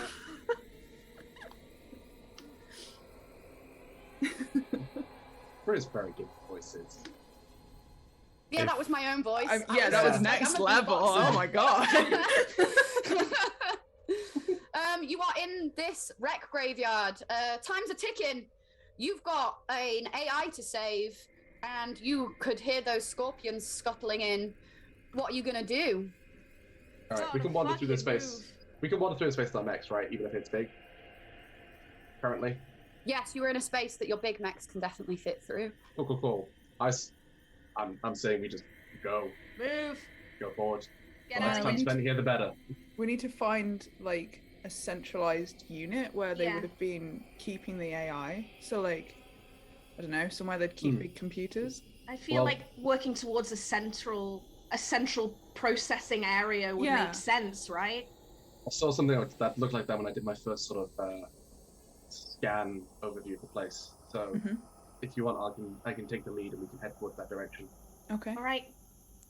Cool. Jordan, if you want to turn this into a take the lead role, which is something you can do in Oh shit, it is. it's something it's something you can do in this system. Okay. Basically what happens is everybody rolls, you get the success, but you also take everybody's failure onto you. So if everybody rolled a 1, you take all of the 1s, but you also get a 6. Like basically everybody gets to pool their die for like a team activity. Do it. Yeah, fuck it, let's do it. Yeah, let's fucking do Hell it! yeah! Let's go, baby. And as you begin to take the lead, come on! Sorry, I'm really struggling with these tokens. An alarm begins to blare quietly somewhere. Tweew, tweew, This is fine. tweew, tweew. Nothing to I worry love about. how the whole thing is like we're gonna have to find an AI and bring it home, and none of us have any computing skills. Yeah, when you all design characters that can't hack and have no computer skills, I was like, I mean, I guess. I guess I won't stop them. Guess why were we the cheapest option?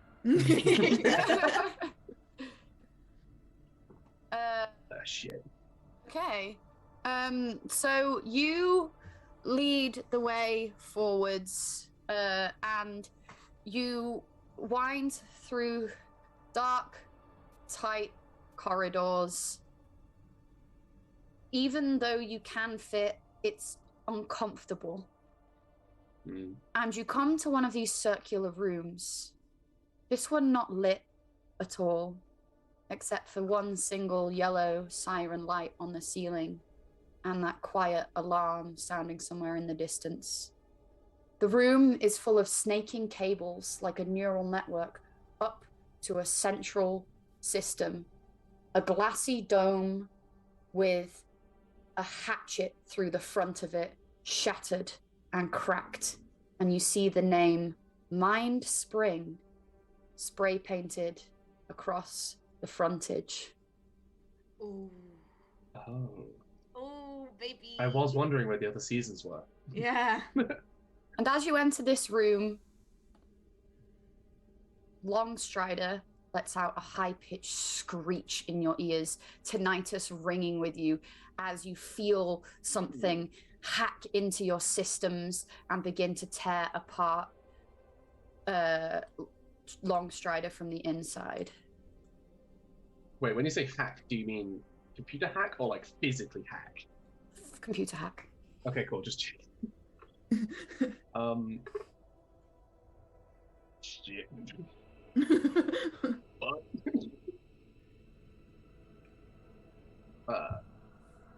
What would you like to do in this room? I would like to declare an intrusion countermeasure program. Like, Fall is currently like furiously going around tapping different buttons inside the mech. They have like an is it AR, augmented reality, kind of display thing for how they control the mech, kind of like Tony Stark switching things around style, and it's just that like switching around windows, tapping all different buttons.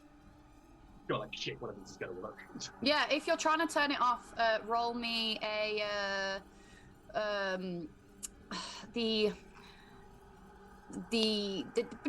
interface roll. Let's go. Okay. Do I get anything for having the intrusion countermeasure program? Yeah, you can have 2 die.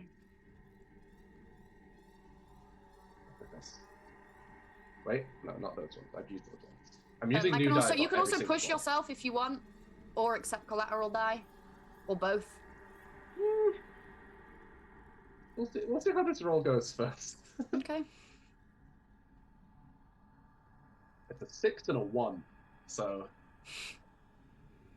we good? Oh, sorry. You shouldn't have rolled 2 die. You should have just rolled 1 die. Please just re-roll. Roll 1 die. Yeah, I'll put them back. I'll re-roll. That is a 3. A 3. You are going. That is a failure. The screeching keeps happening, and you hear a voice. Come now, you're better than this. Turn it off, full burn. Turn it off. Don't be a disappointment, like you always are. I would be upset. Oh my god! And you managed to turn off the ringing, I will say, because I don't want you to play with your mech screaming at you, but you don't get to reduce the hacked capacity. Everything is now a little more out of control. You can spend a quirk, of course, if you wish to kind of remove this kind of lack of control. With a failure, you are losing some of the augmented reality control. And I'm going to put it as a level 1 damage. I do already have 2 level 1 damage. Oh, well, a level 2 damage then. So level 2 damage. Who knew? I don't... No, actually, would I be able to spend my flexible joints quirk to possibly counteract that? Yes, absolutely. Spend your flexible joints quirk. Yes, I will do that then.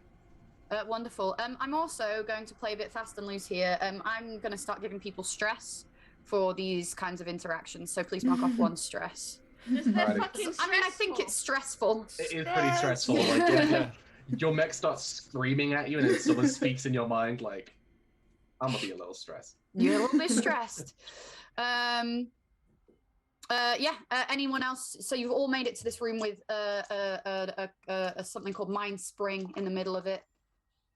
I want to have a look around to see what devices were used to store Mind Spring, because if it's broken now, we might be able to use that. Absolutely. You can. It's up to you what you want to roll here, because this is this covers a lot of insight rolls. If you want to like actually start unplugging things, you can roll engineer. I know you have a dot in that. If you want to just look around, survey. If you want to go and like try and like access any data files, that'd be more study. Yeah, let's go engineering. Let's start unplugging stuff. Yeah, okay. Roll me a single die and see what happens. People can assist if they want. How do you assist? In my mind, I'm just I don't know the official rules, but I just want to play fast and loose with this one. If you can describe to me coherently how you're helping, you can give 1 extra die. Okay, I'm gonna take the basilisk up, kind of, if there are pipes and wires and things and like vents, like get up into them, and when I see kind of Twilight and and her mech like starting to unplug things is just going up and like almost I've forgotten the word. You know when like constricting the wires so Yes, that constricting the wires. to pull out. Brilliant. I love that. Yeah, roll. You can That's roll me nice. 2 die and take the higher then, Twilight Electric. Nice. Back roll. That's a 3. Oh, Oh, no. 3. no. So you begin unplugging things, and as you do, the wires seem to sort of come alive of their own accord, and they start kind of plugging into you. And you can feel your speed being sapped away. That light speed you got being hacked into and sucked away by something else. Something that wants to Rude. test your limits. That is what you're getting for a failure. You are going to have a level.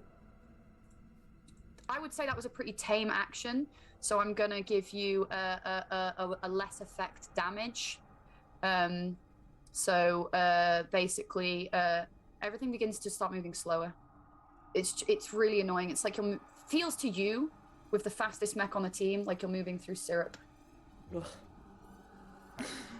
So do we see these cables attacking Twilight? Yes, you do.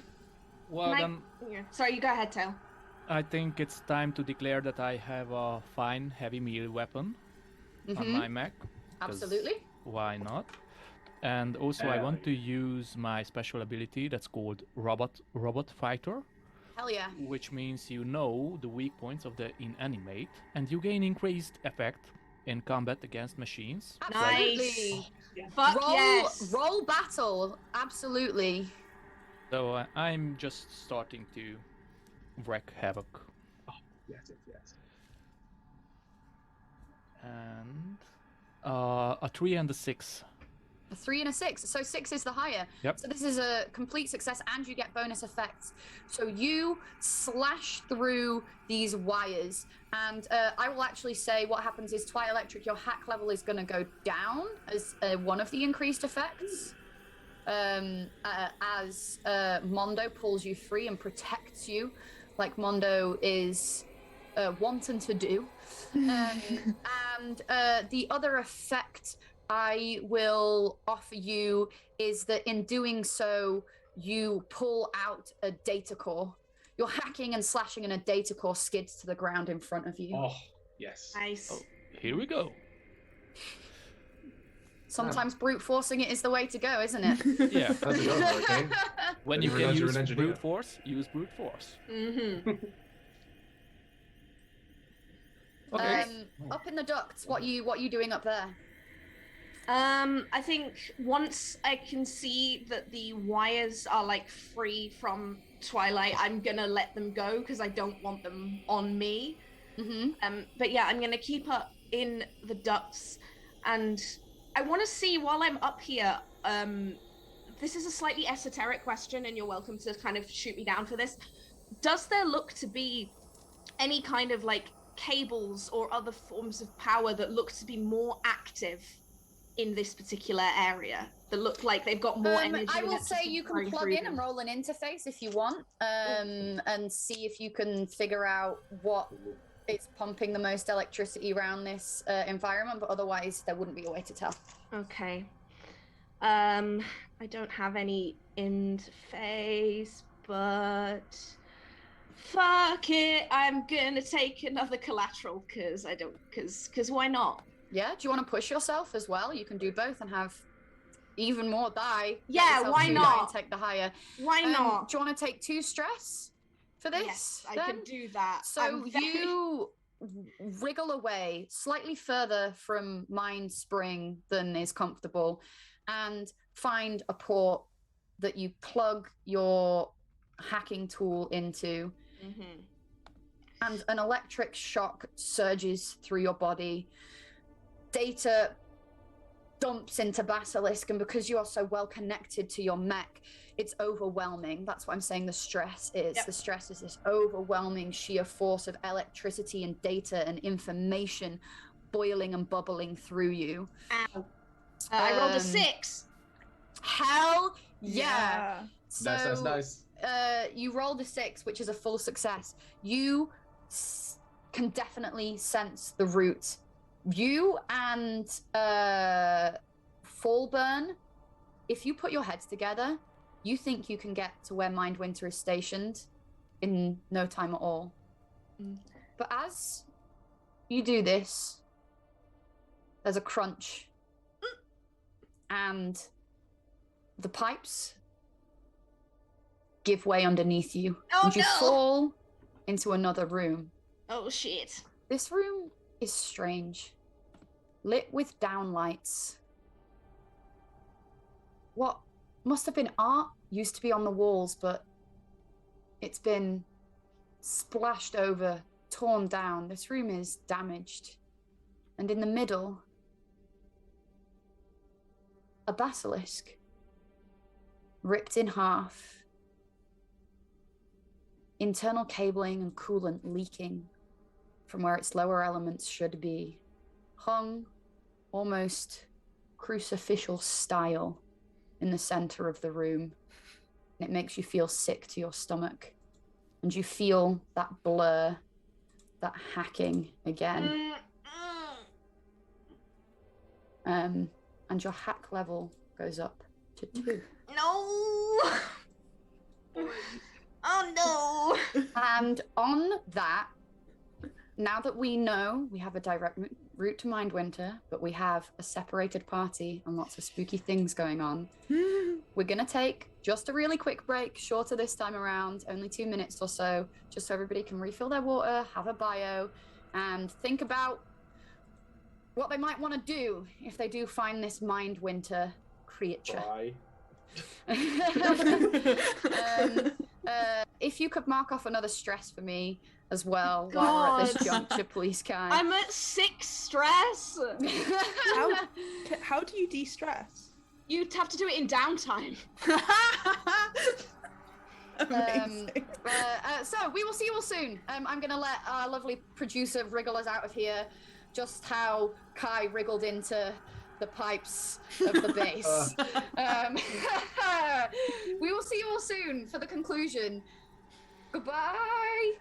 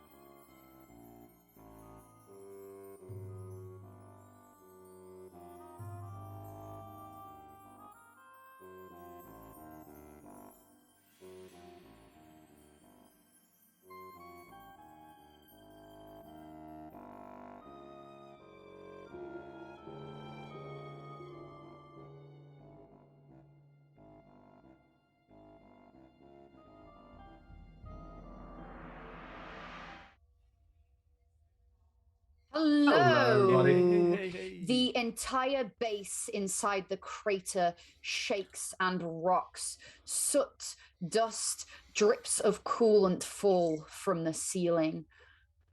What would you like to do as you hear a loud crash and thud and some confused screams?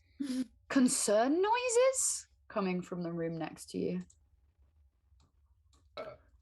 Okay, first. Oh, yep. go on, sorry. So, if I would have a tangle gun, could I maybe help Kai get back to us? What did you say? Sorry, I didn't catch it. So, if I would have a tangle gun. A tangle gun? Yeah, because I could have one, technically. Could I help Kai get back to us?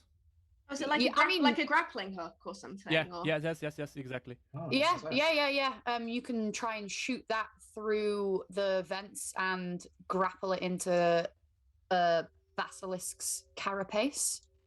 Yeah. Can I reach out to Kai? So do we have some communication device? Yes, we can you use? are all on radio with each other. Hey, okay, Kai. The hook is coming. Okay. It's really weird in here. Well, let's just get out from there, and we'll see after that.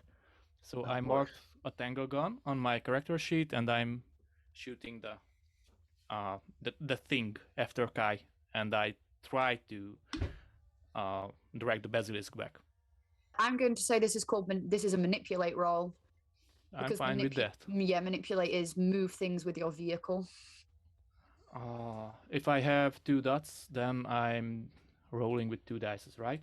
Yes, but you don't have 2 dots in manipulate. You have none. Would I be able to provide a bit of help with this? Because I have manipulate dots. Oh, that would be nice, because yes, I have it. You can try and maneuver yourself to the right place, so you get 1 extra die, so that means you can roll just a flat roll. You can also take a collateral die or push yourself, Mondo. I would love to push myself for this one. Give yourself 2 stress. Lining up the angle is difficult. Your hands are very rarely shaky, but you know if this goes wrong, you could puncture the front of the basilisk and hurt Kai, just as you damaged the relationship with your daughter all those years ago. Oh no! You're ready to hurt another child, Mondo. And you can roll 2 die and take the higher. As Kai, you maneuver yourself into a position that you think means you're safe inside the basilisk. 5.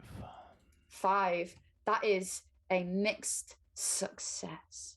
So as you fire this grapple, it does launch and land into Kai's carapace and pulls Kai uncomfortably quickly. Kai, you feel very sick watching this scene of this basilisk in front of you, organs dripping out, whiz past your vision, and you're sucked back into the tube, and blackness and darkness and wires are all around you. And then suddenly you're in Mind Spring's room with that yellow rotating light. But it's strange because, and I'm going to say that this was definitely a risky move, and so there's going to be a risky consequence. Oh boy. I get to adjust a clock by 2 ticks. Mondo, you hear a voice. Oh no. I found a way past your antiviral software. Interesting what you've come up with back in New Hijinks. Your daughter taught me a lot about the military when she worked here. It is interesting to meet her father. What the actual...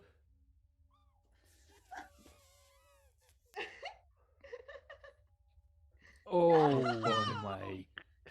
You hear a quick transmission of just like, hey, did it roast you too? I'm shook.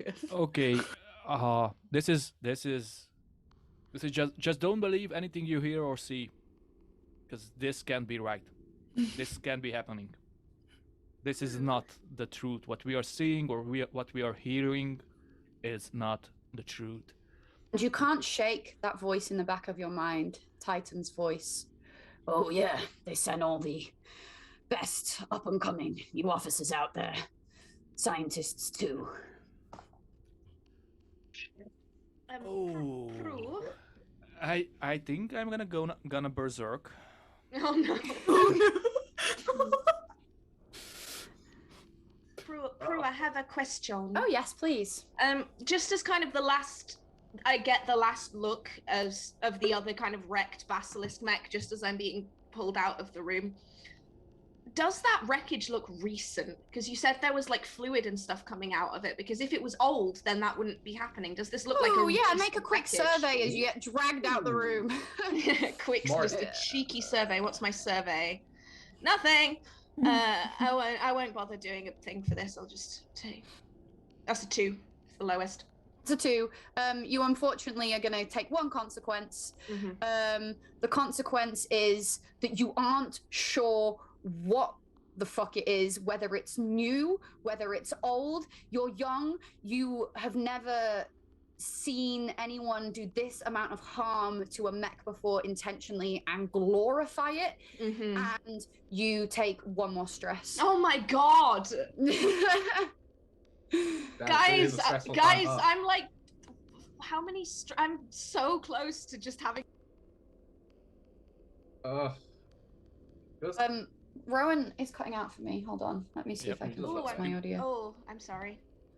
What's your stress at? My stress is at 7. 7 out of 9, gang. Oh boy. Gotta start finding a way to use those quirks. Yeah. Yeah. Before we move ahead, would I be able to use my mech? I feel like it's probably something that's gonna do this in the gear. But effectively what I'm looking to do is do like a scan ahead, one that isn't necessarily just reliant on line of sight, but like thermal scan, like ultraviolet, like anything that could get me more information than I would just see with my basic bitch human eyes.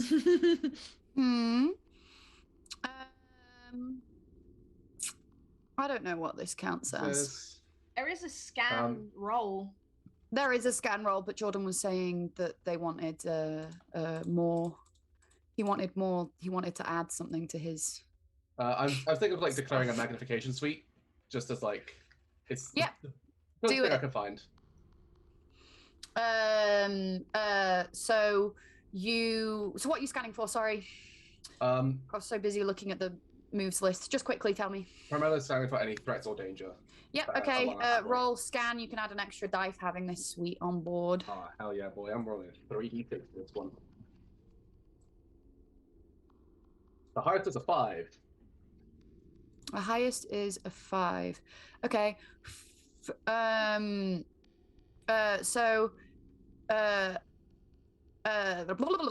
With a 5, that is mixed success, but you succeed at what you're doing. You scan them before you hear them. Oh, and also because ranger ability, when you gather information to locate a target, you get I got you. Effect. Yeah, thank you. You hear them before you see them. No, you see them before you hear them, is what I said before. There is kind of infrared wave that's washing out of you, detecting electrical signals. There is the scream from your 3 party mates' mechs, battling some kind of internal struggle against something, trying to rip mech from pilot, but then it sweeps out further. Those scorpion mechs, they're coming, and they're coming quickly. And then you can hear them now, their feet rattling against the floor. Your extra effect is that you know exactly the route to Mindwinter now, and you know exactly the perfect route to take that would avoid these mechs as well. Originally, it might have been a case of ducking, diving, weaving while running to Mindwinter, but you're confident you know a route where, so long as you can seal the door behind you, you can get through and away from these scorpion mechs. Cool. I will share this info with other people. It really is getting hacked, huh? Yeah, wow. I'm absolutely getting hacked. I'm gonna declare a holo projector for my mech as well, and just like out of a little camera bit towards the cockpit, a scan of like a loose blueprint of the area and like a line that's showing our path through, so everyone knows where we're going. Yep. So there is a blue path that shows where everyone's going, and it's go now or face the scorpion mechs. Yep. Yeah, fucking go. Hey, we want to go. Let's go. The scorpions. Go. And as you're going, speeding along, it's quite electric. You end up in the front. You're fast. You're quick. And in fact, that music from your old idol group starts playing. Oh! But you haven't pressed the button. What on earth is going on? And you hear a voice. Oh, no.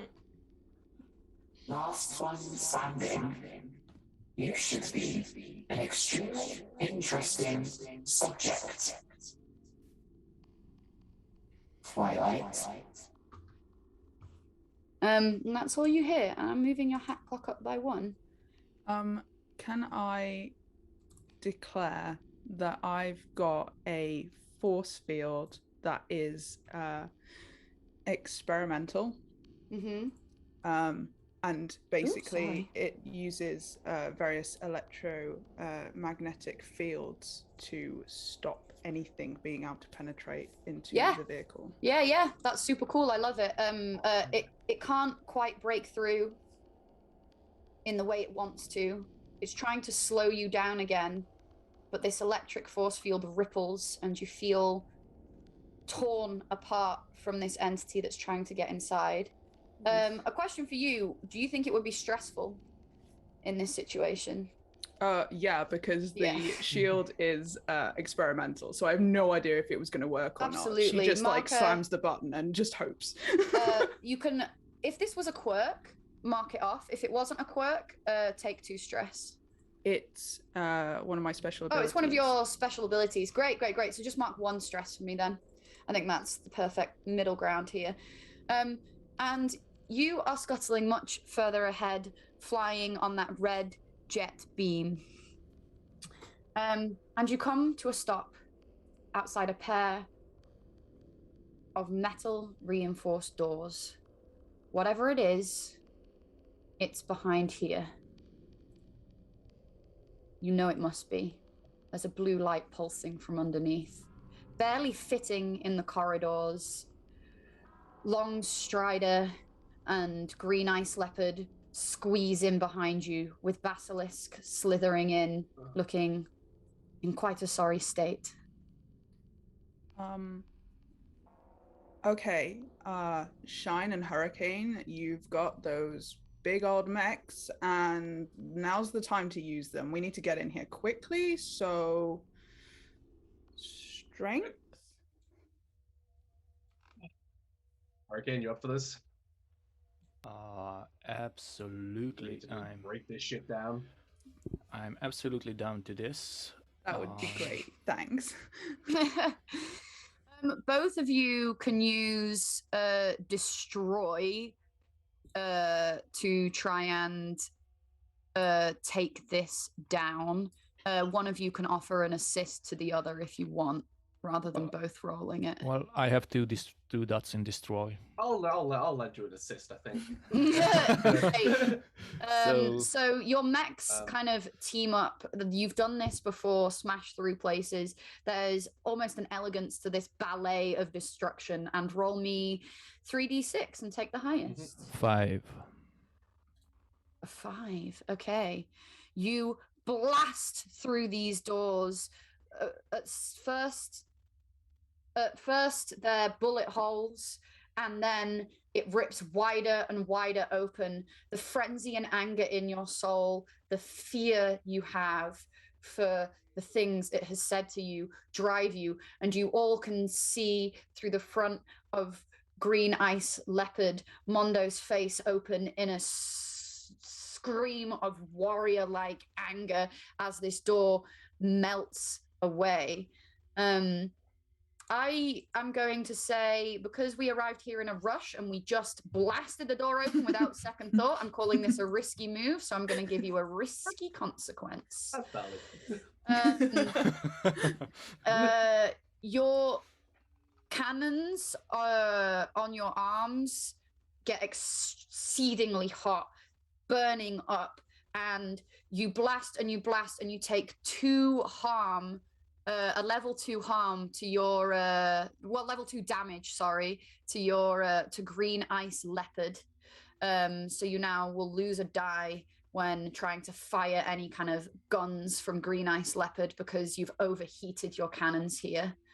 And as you blast the door open, you see a room in front of you pulsing with blue light rippling down cables, and there is one of those domes sat in the center of the room.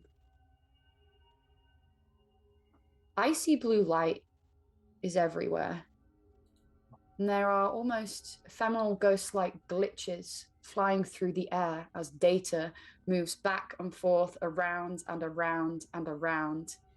And on a throne of dead mech parts, bones and scraps of human cloth, sits a mech, its dome-like head swollen, the glass cracked as patches of metal and brain have been synthesized together inside of itself.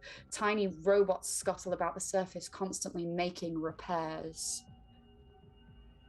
And a hologram is in front of you of a plain person, bald, no eyebrows, featureless face, one you could easily forget, completely genderless body in a simple, plain white jumpsuit.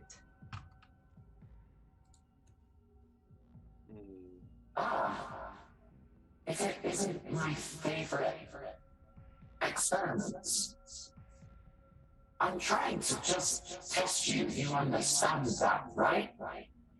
If I can get the most data from you possible, you can become the super soldiers that I've always needed. The purpose they made me for.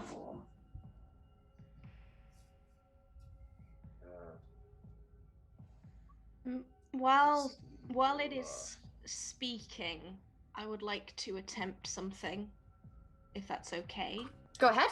I'm going to declare as part of my vehicle gear fine optical camouflage.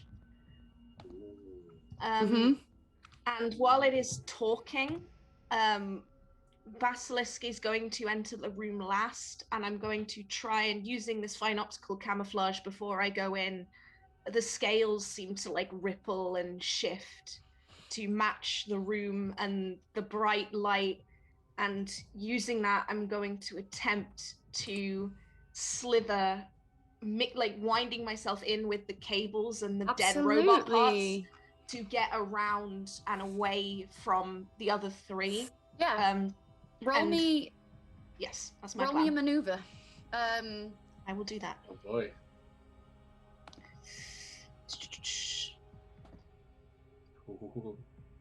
That's a 6. It's a 6. Congratulations. Nice. So you slither into place, confident you've not been seen. The hologram doesn't even twitch as you enter the room. Where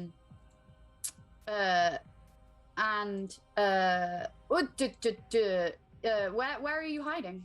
I want to move behind this throne, and like kind of keeping myself like in with like the blue lights and the mech parts, moving behind and like curling up ready like a striking viper, and look for what appears to be a primary power source. Okay. While this is going on, what is everybody else doing? I will think- radio Oh. to the others that that's what I'm doing as well. Just very quiet, like whispering through the radio. All right. First, then Shine will call back and just basically be like, "Sounds good. Just give us some heads up before you do it." And I'm going to declare a I am fine sniper inside rifle. your mechs. I can hear you. That was stupid. I guess there will be Ex- no copy taken home. You know He- what? he For an still doesn't- intelligent AI, you don't know about privacy. He still doesn't know exactly where I am. Just knows that I've been shifting and slithering around somewhere. Yeah. Fingers crossed. Doesn't know Yes, where yes. I am. It just knows doesn't. that It I'm doesn't know hiding. where you are. It doesn't know where you are. But It knows that I'm hiding. It just doesn't know where. Yeah, That's all right. exactly. I can live with Yeah. that. So during this, I'd like to declare a fine sniper rifle hmm and also a piece of special ammo, which I'm going to say is EMP rounds. Nice. I knew you were going to say that. Okay. The idea being that they are rounds that, when fired out, they sort of burst on impact and create a short-range EMP blast to just disable got you. electronics within the area. Nice. Love it. I'm just like quietly loading those bullets in. So I'm declaring that overheated machine gun that I already used when I blasted down the door. And I fire it again. Just straight away, you're all not going to talk to this thing. All right. I mean, there is no way to take a copy of it home, so We don't know that. We don't know Real that. quick, it's gonna be like, wait. No,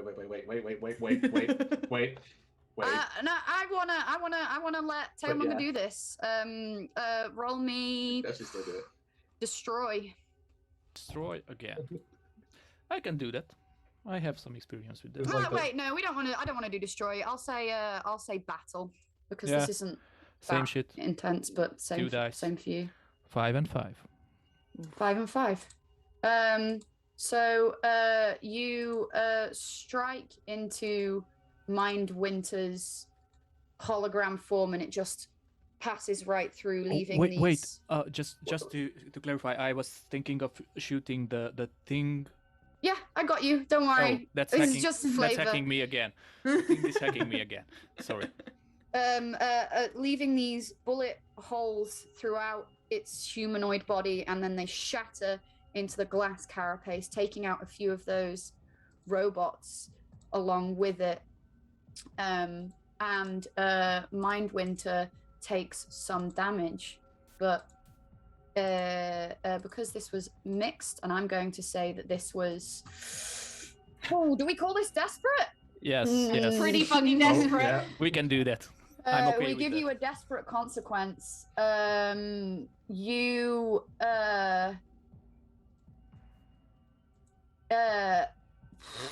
jeez. Hey, if it is a big gun, I'm right behind that fucker.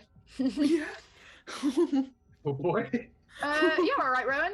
I'll fucking take it. The bullets slam through the mech and slam through Mindwinter, dealing 3 ticks of damage because it was desperate. But also dealing 3 harm to Kai. Basilisk is punctured, and you take a huge machine rifle round to the shoulder, clipping your cheek to the stomach, and you are bleeding out and will need immediate help. If only people could see you. Only people knew where I were. Brutal. That was so cold. I love it. If only people could see. Yeah, love it. That was not very nice, Mondo. I am impressed. Really impressive. You're the first one to hurt me in a long time. Now, calm we just share information? What sort of information were you thinking of sharing? Like, is this a two-way conversation? Are we just toys for you, or are you going to give us something? We must separate man from the machine. Time to give you some information about my fine melee weapon.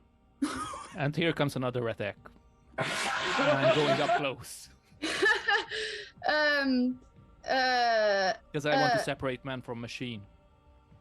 Yeah, okay. Because Tailmonger is attacking again, I just want to give the floor to Fall Burn for a second, because you were loading a gun. If you see Green Ice Leopard unsheath these blades, what do you do? So I will, like, just before you go to attack, you're more welcome to still attack afterwards. You will get a comms thing from from Thorburn saying, "Look, I know that you want to take this down. If you just give me 10 seconds, I may have an alternative." 10 seconds. And then I'm gonna quickly radio into Viper, who I don't know has been shot, and just be like, "Do you see a power supply? And if so, where?" That's all you hear. Shit. Oh, fuck. Alright. Viper's hit. Photon, can you go get that? You're fastest. Can you go help? Viper's hit? Viper's hit.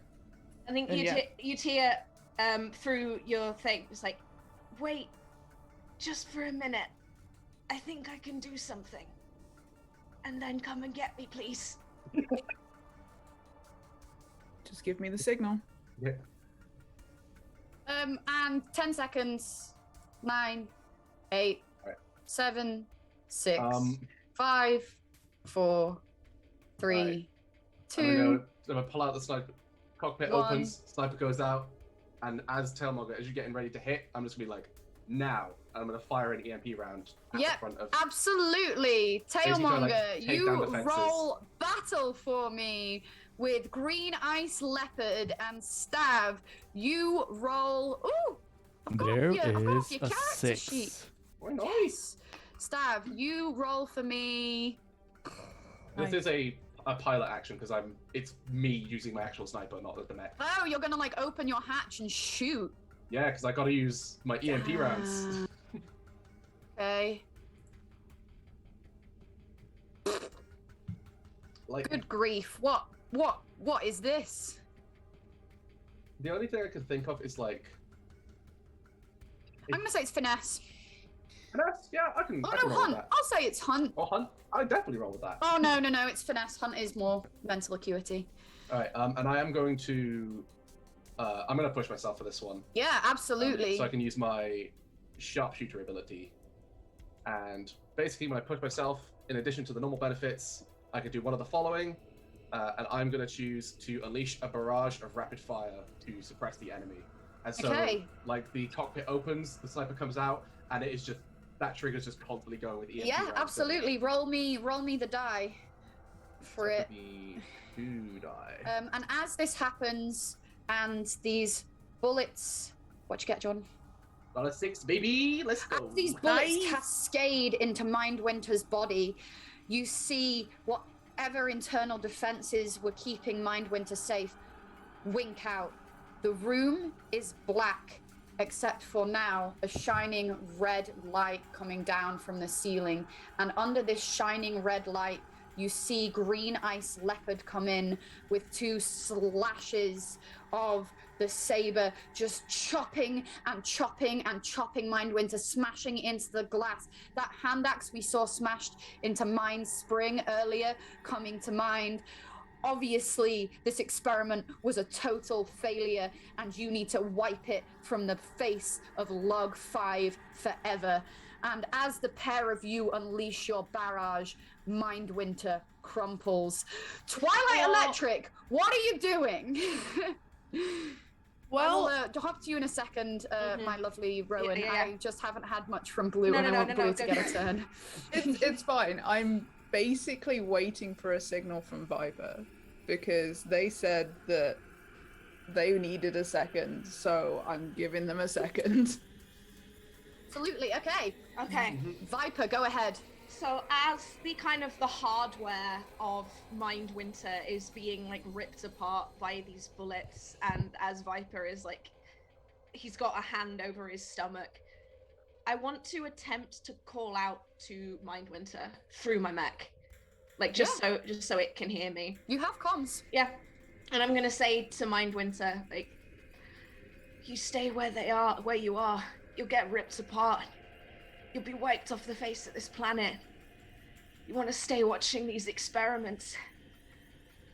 Get in my computer system. I can help you out.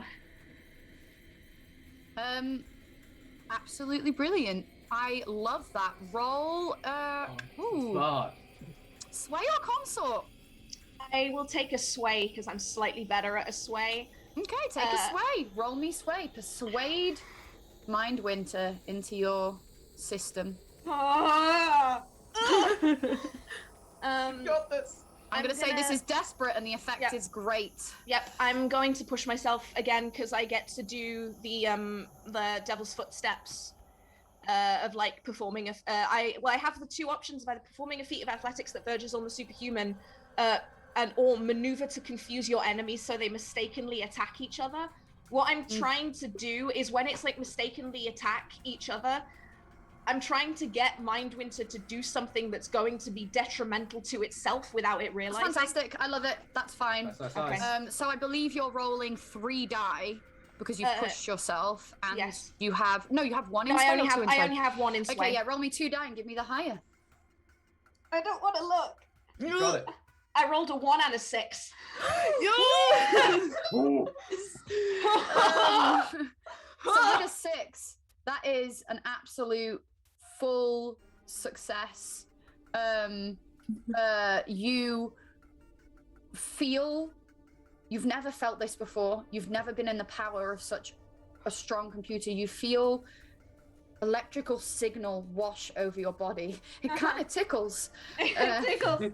And it washes over you and through you, feeling the holes in your body, feeling the blood against your skin, channeling through your fingers and into Basilisk's body. You feel Basilisk's jaw crunch and widen open. You feel the body coil and curl and then go quiet. And whatever it is you just absorbed Mhm. is hiding in the deepest depths of your computer, but it's definitely in there. And I'm gonna now declare a thing that I saw earlier. Where's it gone?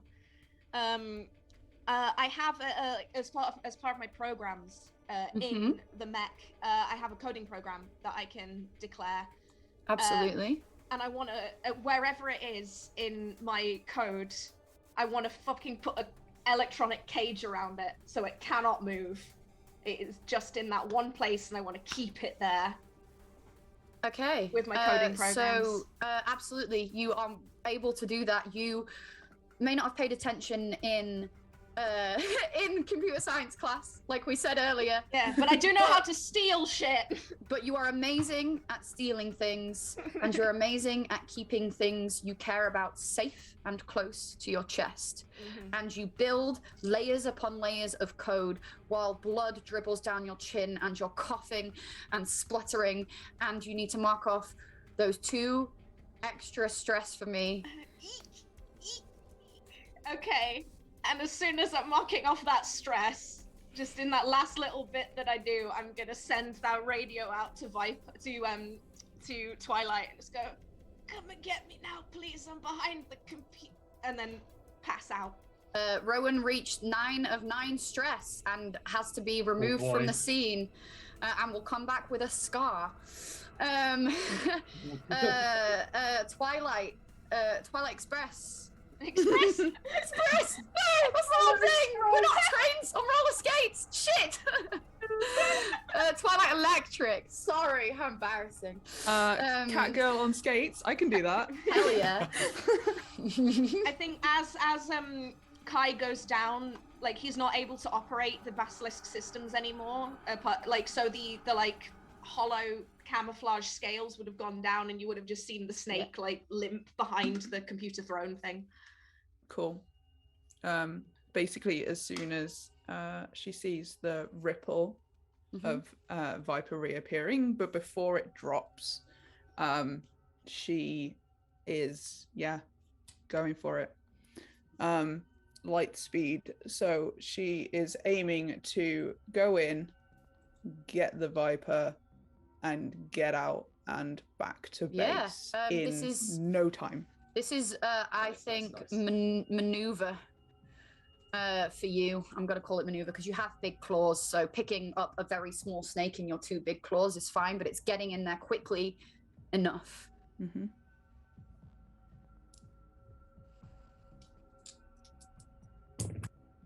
That is a 6. A 6. You become a streak of red light. There's this soft, dull, glowing red from the ceiling as your Fallburn and Mondo rip to shreds anything that was remaining of Mindwinter. The physical prototype is gone, destroyed, but you don't care about that. A beam of red light jets around, dragging Viper into its arms, holding him close to your chest, kind of bridal style. You're taking the basilisk as well, the whole thing? Yeah, just everything. And the best way out would be up. And there is that glass biodome above you, and you burst through, shattering glass like falling snow around the corpse of Mindwinter, stained red with the light from your own engines and the sirens blaring through the compound. You have done it. You have beaten Mindwinter and completed your mission. As you search through the wreckage of the throne, Mondo, you find little evidence that your daughter was here. Mindwinter knew how to stick the knife in and twist it. Mindwinter just wanted to test you, to push you to your limits, see where the man and the machine separate. And oh, you proved it. You proved it so right. So I want to take this opportunity to say a few moments have passed. Longstrider has run on his tripod legs with Green Ice Leopard bounding behind back to base. You arrive seeing Basilisk being lain out in the hangar and Kai being pulled from the insides. Our beautiful idol cat girl turned ace pilot pacing up and down, worried. Things might not be the same after this mission. This was a real hard one. But I want to offer the last 10 minutes or so for you all to tell me, what are you doing with your downtime? Let's have a release. Let's have an epilogue, a moment to consider what we're going to do to rest, recover, and relax from the last Mind mission. Just real quick before we get back to the base bit, I'm gonna chat with Photon and Hurricane and just be like, so we should probably get our story straight. So I don't think it'll sound good if we tell them directly that we blew up Mindwinter, at least in its physical form. Because I've also just realized none of us know that Vipers Yeah, exactly. grab mine with it You because don't know that they I got have it and then just pass the fuck out immediately. Yeah. Yeah, you're right. So what do we want to go with? Any ideas? I'm not great at lying. Well, we don't need to lie, really. What's Well, the story? let's just say we didn't have any choice. If I say it, then they might even believe it. Well, we didn't. Yeah. Not mean- after I started shooting at it. It was a big, scary AI that could hack into our mechs, and I mean, it's obviously wreaked some sort of destruction on this side of the planet, so I don't know if it could have been controlled. I mean, the other three clearly hadn't, so I mean, where's the lie? Yeah. Yeah, also we had to save Kai, so we had no time to mess around. You two are alright if I leave you to do the talking part, right? I'll just stay in behind and just kind of nod. Or Yeah, yeah. that's fine. Yeah, you just back us up. Oh, glad I have you two here. I would say Kai as well, but I don't think they're in a talking mood right now. No, I mean, there was a lot of blood, let's put it that way. Oh, right. Shall we? Yep. Let's go back. Head back in. Mm-hmm. So we cut to this kind of hangar scene. And I want to say, you hear a noise in the hangar before we begin this downtime. As Kai coughs and begins to come round, you hear a discordant pitter-patter, a noise you've not heard in 5 years. The rains have finally come on log 5.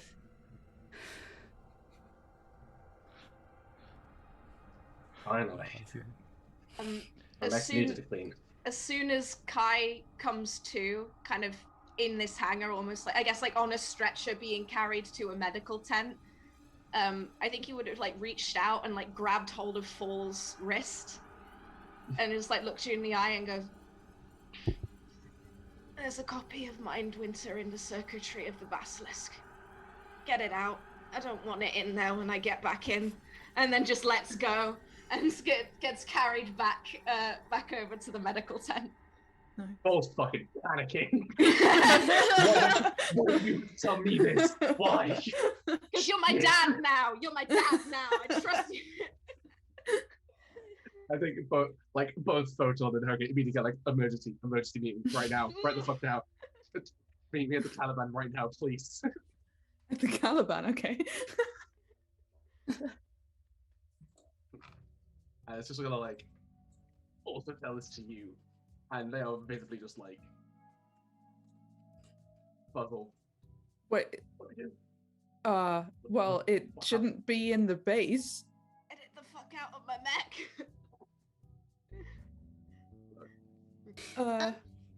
You've got a problem with your mech, you say? You need some electronics removed?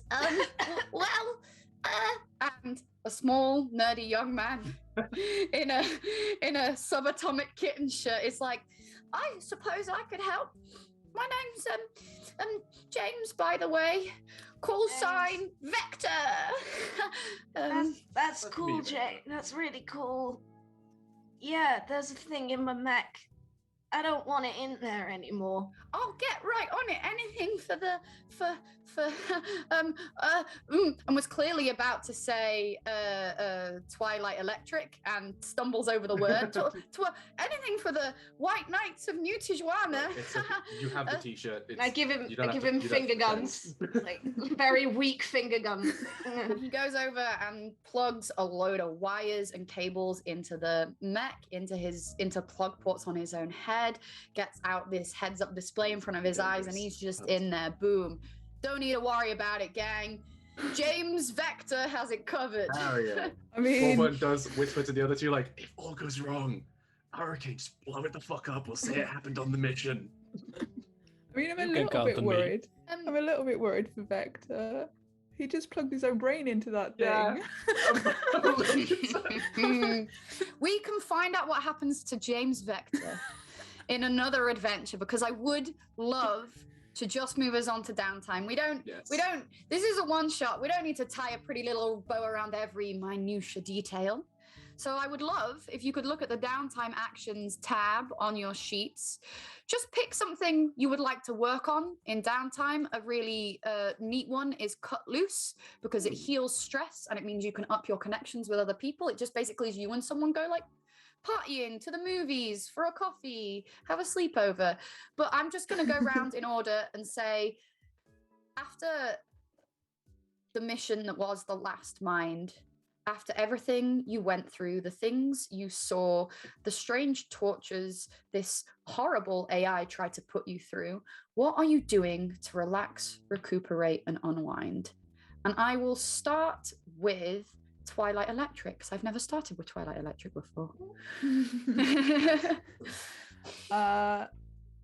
Yeah, I'm gonna straight up take your recommendation, and I'm gonna take Cut Loose. But it is very specifically targeted at the relationship between myself and Viper. So myself and Kai, Twilight hasn't really trusted Kai because new kid on the block and he's a bit slippery. I am a bit of a shit. I'm not. Yeah. Gonna, So she's like, great. Up until this point. But yeah, having now seen them obviously taking one for the team, managed to get this AI out, but also nearly die, and then like dragging their body across the planet to go save them and stuff. She feels like, actually, there might be something to this kid. So she's gonna spend a time with them recuperating and stuff and chilling out and trying to get more understanding between them. Cute. I love it. Buying them a couple of gold tooth grins from Mavs. Yeah. Great. There's things that if this were a campaign we would spend at this point, just so if you're watching and you're interested in Beam Saber, this is basically something you do at the end of every session. You roll a die and then you get to add a load of fun new stuff to your character sheet, and it's basically a way of like relaxing, improving, getting things done. Next, I will ask Kai, what are you doing in your downtime? I think Kai spends most of his downtime in the hospital tent, and I'm going to take the recover action.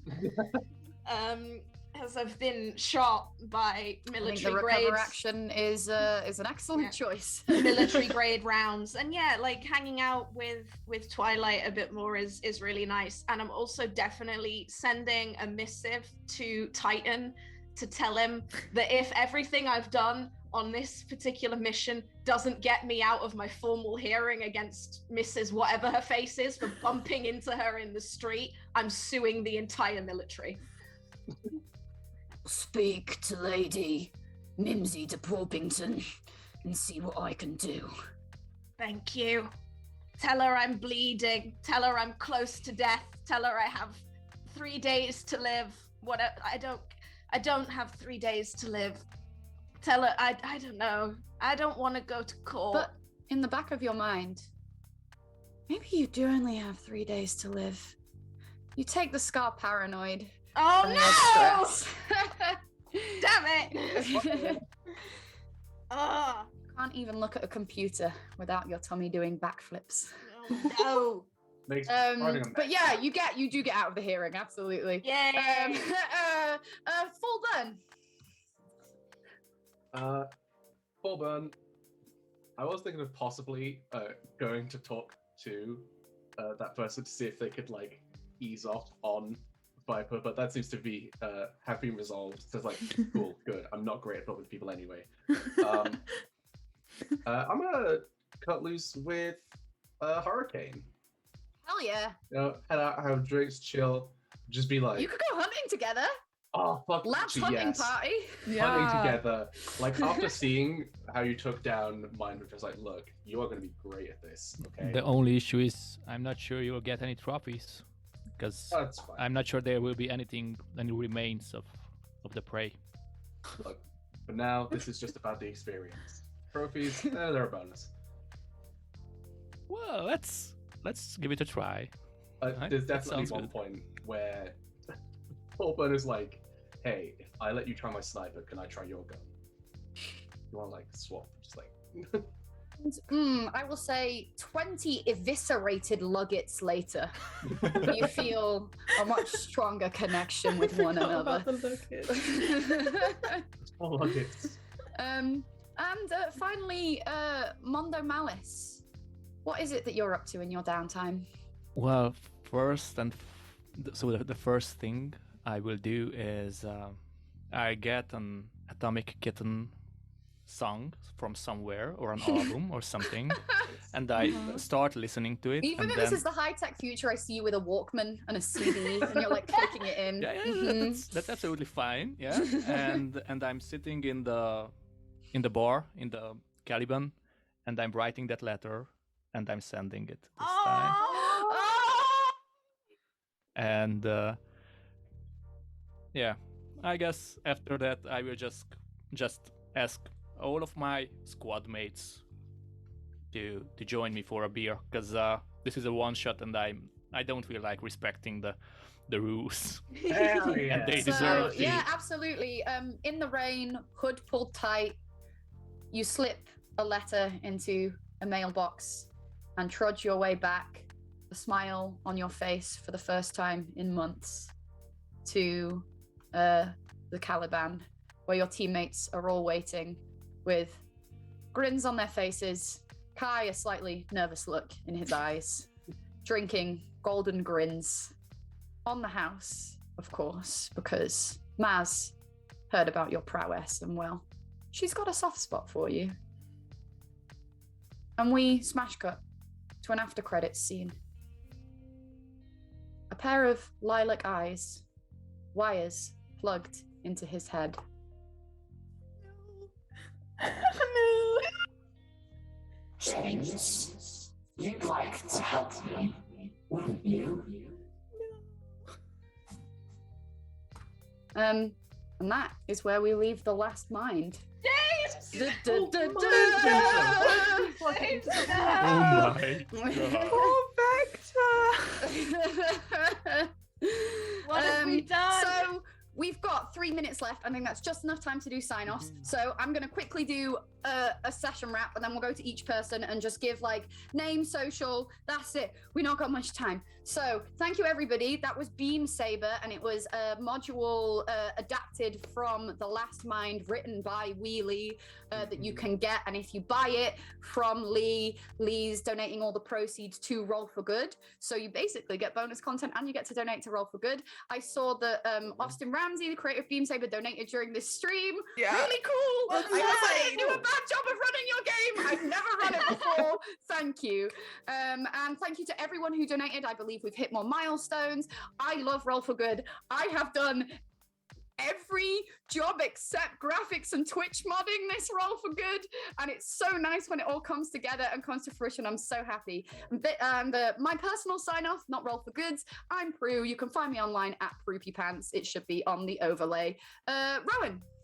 That's me. Hi, I'm Rowan. You can find me on Twitter at RowanMay_, and you can find me doing other things at Chasing Tails RPG with Prue and Stav, and also at Witch and Craft Games, making really cool games. There was an interview with them earlier on in the stream. We're really cool. That's me. Nice. Jordan. Hi, I'm Jordan. I don't really exist on socials, but it's been fun to be here. You're all great. Thank you very much for donating to charity. You're wonderful people. Mwah. Yes. Blue, please. Hey, I'm Blue. You can find me on pretty much all socials and Twitch under Sanguis Blue. I do cosplay, I do makeup, I do TTRPG games. I also do a thing with Witch and Craft sometimes. Yeah, this is great. Love you guys. And wow, amazing donation goals, guys. Yes, absolutely fucking fantastic. I can say the F word because we're a 15 rated stream now. Oh, and finally, Tailmonger, let us know about you. Hey, so when I'm not getting hacked, just as before, like 10 times, you can find me on Twitter as Tailmonger Frog, And also a shout out to the Fort Culture, which is a D&D stream, so you should watch them because they are fun Yes, and they great are and good. awesome people. So come and watch them every Monday and every Thursday, because on Thursday they are playing Vampire and they are great. So yeah, thank you very much. This was an awesome experience. Yes, you were all awesome. Yeah. I had so much fun. Thank you to our lovely producer for Hell keeping yeah. us on time. And because it is now Big 8 shout out to p.m. on the Josh. dot on my computer, I Love you, think Josh. Josh is probably going to whisk us away. So, wave goodbye. Bye, everybody. Hang Bye, around everybody. for the next And one game. final dab. Bye.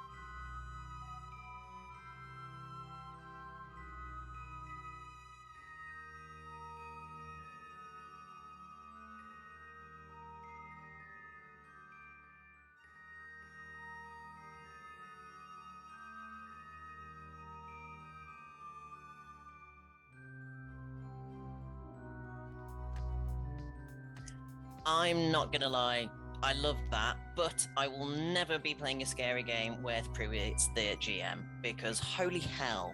Let's give them a load of love, big round of applause to Prue, Rowan, Stav, Blue, and Tail. That was an amazing game. That was really, really fun to watch. And we hit 2 milestones during that. Can we just take a moment to appreciate the skill that it takes for players and masters to actually do a one-shot? I have never, I don't think, taken part in a one-shot that actually happened in a one-shot setting, let alone doing it in a specific time frame, limited by the producers waving at you on the camera to finish and wrap up. That is an incredible, incredible skill, and I think we should give them all a big round of applause for that. If you've just tuned in and you missed that game, fear not, there is plenty more for you on the way, and the donations have been rolling in.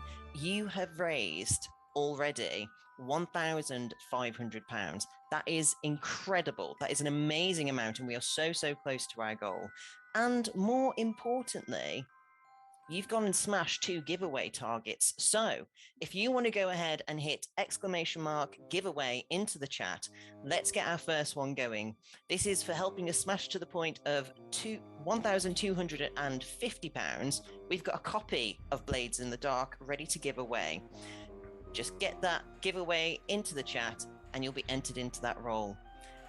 I'm going to mimic Prue there and give another big shout and a big thank you to Austin for tuning in, the man himself who wrote Beam Saber. That is incredible, and for his donation that helped push us over to that next target. It's amazing. It's amazing to see creators and players all come together, all supporting an amazing cause. If you want that copy, if you want that copy of Blades in the Dark, hit giveaway in the chat. I can see a fair few getting in there now. Doesn't matter if you've already won something today, enter again, why not? You guys have been here, you've been keeping us entertained and bolstering our morale. Why not? You deserve it. Go ahead, hit giveaway and see whether you can win that one. The one after this, because we hit £1,500, is going to be a copy of The Wretched. Now, The Wretched is what we've got coming up for you in a little bit, and it is so worth having, and it's a physical copy. So if you want to get your little skeleton hands right around that, you're going to want to enter that giveaway as well. The eye patch is hilarious. Thank you, Lucky Dog. This is me attempting to do several costume changes throughout, and that was the easiest one because I had a nice 3-hour chunk to do that in and chill about and change away as I wanted to. But yeah, the next one's going to be a little bit quicker. Okay, we've got plenty of people entering there, so I'm going to take a moment while the giveaways are going and wait for Nightbot to announce who's gone ahead and won those. I don't want to put any pressure on you here. Like I say, you've already raised an incredible amount, but Laura managed to break us over the halfway mark before I took over as MC, and I will never hear the end of it from Roll for Good, particularly from Singularity Josh, if we don't make it all the way to our target. So if you've already donated, that is amazing and we cannot thank you enough. But make sure that you're sharing it on the socials as well. Tell people about it. Tell people what you're watching tonight on this Halloween night, avoiding the horrendous weather outside. Tweet it, follow us online on Instagram and Twitter at Roll for Good, and keep spreading the love around there. And let's see if we can smash that target, because every penny of this is going straight back into Mind, which is incredible. We're not taking anything from this. We're just a bunch of nerds enjoying our evening playing games together. And we want to put all of this towards a fantastic cause. I'm going to go ahead and tell you a little bit more about Mind. As I said, I've relied on them in the past. I've attended workshops with them. They're just an incredible charity that they do amazing, amazing work. So, why Mind?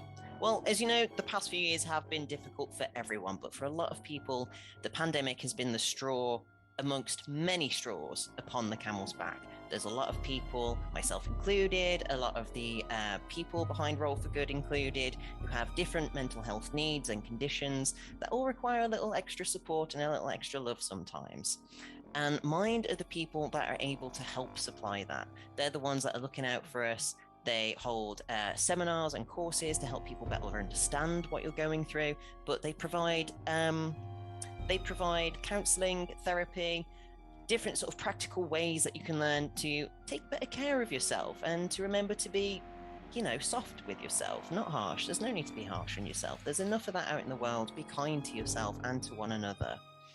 What I particularly like about Mind is that for those of us, and I'm sure a lot of you fall into this category, who care about others who have mental health difficulties, or perhaps they're struggling a little bit lately, Mind's actually got a whole section dedicated to giving you support on how to support the people you care about. And I think that's brilliant, because mental health doesn't just affect the person who's dealing with it themselves, it affects their friends and family and the people around them. And it's amazing to have a resource that brings all that together and understands that and says, this is how you can help people directly too. I think that's brilliant. And I think Mind are an incredible, incredible charity that help a lot of people through some very dark times. So that's why we've been supporting them. I can just see in Nightbot that Lucky Dog has gone and won another one of the giveaways, which is incredible. I was not reading chat, so I don't know if that's both of them have already gone or just the one. But Lucky Dog, I believe you will be getting the copy of Blades in the Dark, which is not bad, and I look forward to you DMing a game for us. Neither, never mind. Oh gosh, chat is shouting at me. Mods are on the kinks. Never mind. Those kinky mods. Well, back to what I was saying. The thing is, there is nothing in this world that you are expected to suffer through alone. Nothing at all. You have friends and you have family and you have colleagues and nerds on the internet that all care about you. And we're here to share a little bit of that love tonight, play some good games, and we're here to encourage you to reach out for the support from charities like mine and elsewhere if you need it.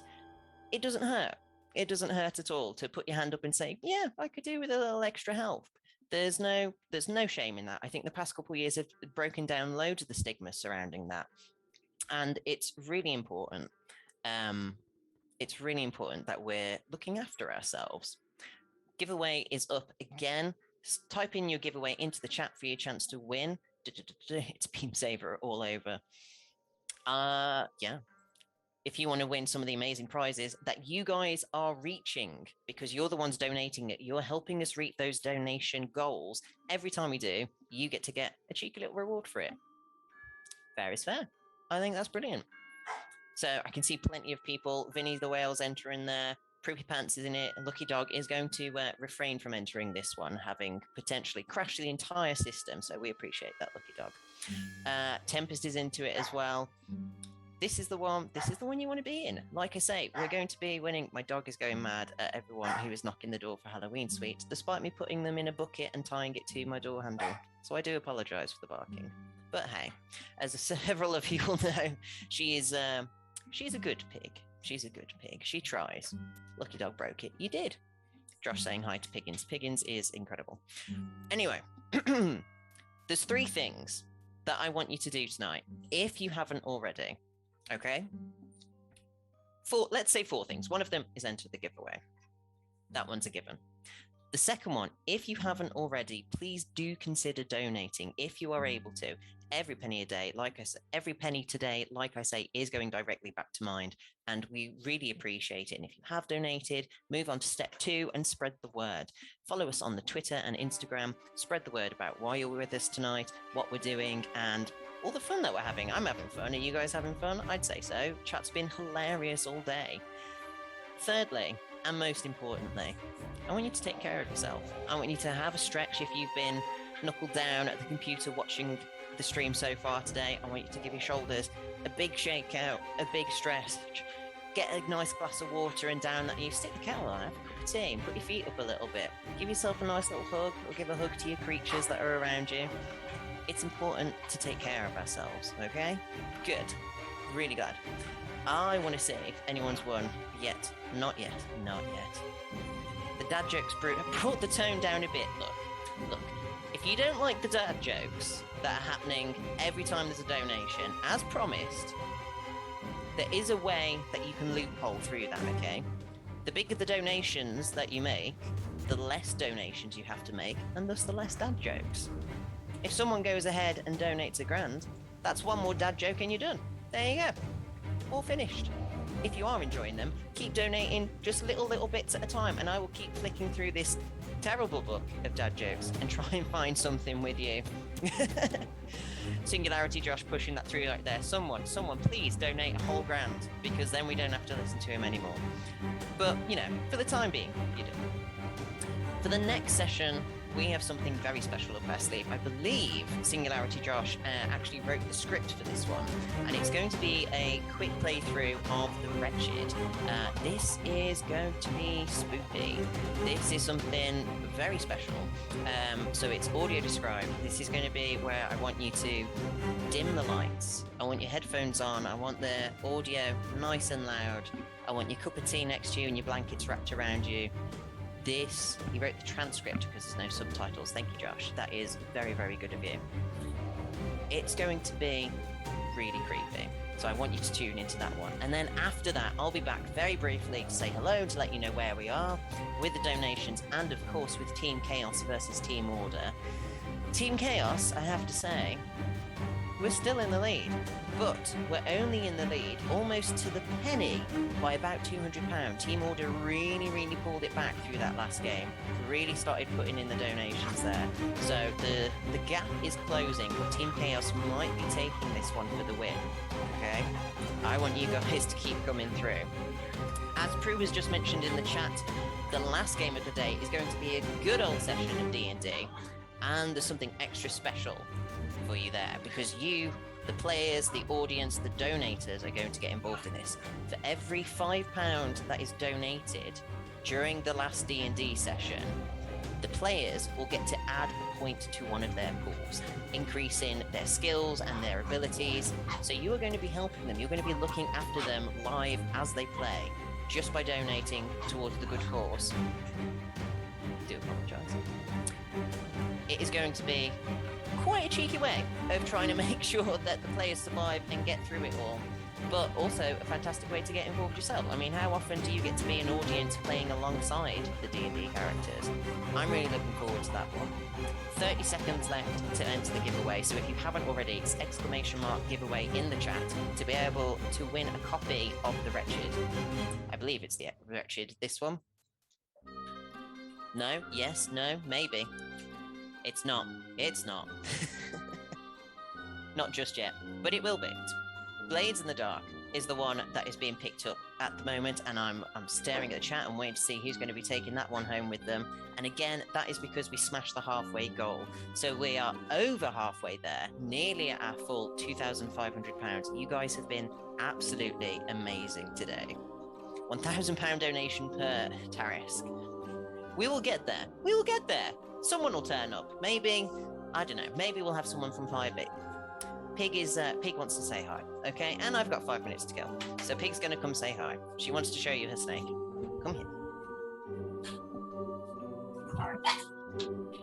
Ooh, it's an angry pig. I do apologise for the noise that she is creating today. She's just overexcited because when she hears me talking to whom she assumes is no one, she gets very, very excited. So thank you for the love, chat pig. She's very happy to be here, and she's very happy to see you all. And I'm sure she's going to settle down, one would hope, so that we can enjoy The Wretched coming up next. Her name is Pig. Josh is lying in chat. When she was adopted, her name was Luna. Now it's Pig. She responds only to Pig unless she's in very big trouble. The True Stav has gone and won the Blades in the Dark. Well done, True Stav. That's fantastic stuff. The next giveaway, as I say, is going to be a copy of The Wretched. And if you're unsure what that is like, you're going to want to tune into this next bit. So, like I say, it's a solo playthrough for you to enjoy. Headphones on, snacks at the ready, dim the lights, comfy blanket all around you.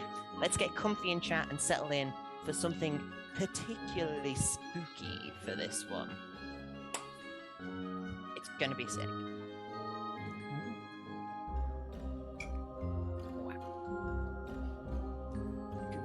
Congrats. Thank you, Burrito, for saying how adorable she is. She is adorable. She's also a pain in the butt. We can say ass now. We can say ass, so it's because it's past. It's past the watershed. That's it. Just about. Can't wait to see the next costume with one suspicious smoky eye. It's going to be good. It's going to be fine. Congratulations to DJ Alexandre, who has won. Has he won something? Have they won something? I can't tell. I'm completely lost. There is so much love happening in the chat that I'm completely lost within it. But we really appreciate it. He's won The Wretched. Congratulations. You're going to love it. And that is a physical copy, so that will be sent out to you. I want you to really enjoy it. I want you to enjoy this next session. And like I say, guys, enjoy each other. Keep looking after each other. Keep looking after yourself. And make sure that you are promoting us across Twitter, Instagram, everywhere else. Just let people know what you're up to. The next giveaway, I believe, when we get to the next point, is £250 away. We can do that. Easy peasy. You can do it. No problem. If you've already donated, go and message someone who hasn't watched, who hasn't tuned in, and who hasn't donated yet, and give them a little cheeky poke. On this Halloween, where we're all inside anyway, why not? Why not tune in? I believe I'm going to throw over now so that we can settle down and enjoy The Wretched. I will see you guys in a little while. Enjoy this one. Catch you soon.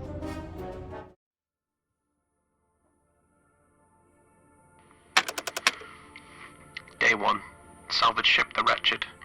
Flight engineer Harper reporting. The other members of the crew are dead, and the engines remain non-operational. Though ship integrity remains good, and life support systems are still active, I successfully jettisoned the intruder from the airlock. But it remains alive, and continues to try and access the ship. With a little luck, I can repair the distress beacon, and somebody will pick me up. This is Harper, the last survivor of The Wretched, signing off.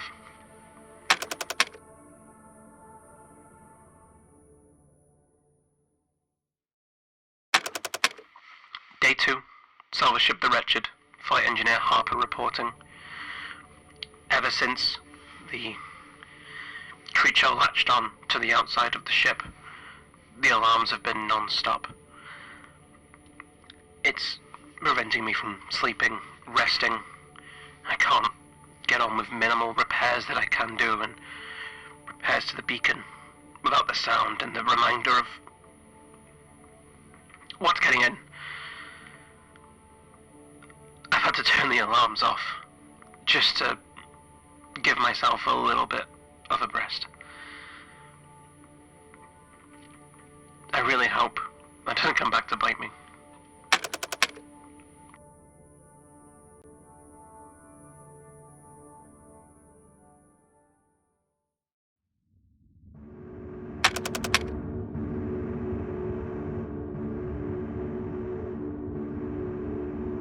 Day 3. Salvage ship The Wretched. Flight engineer Harper reporting. I can already feel the cold and I miss the crew. I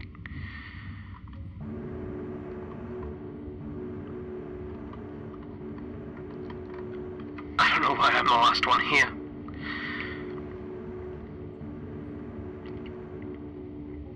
I remember hiding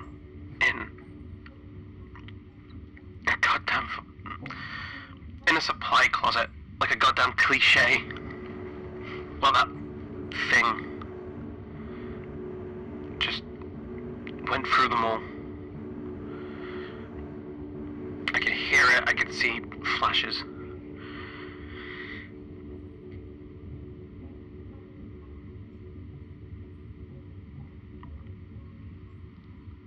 The only voice I didn't hear was, Nicholson.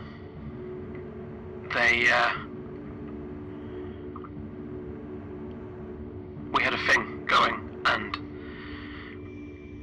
I figured when we got back planet-side, we'd go out, we'd do something ridiculous.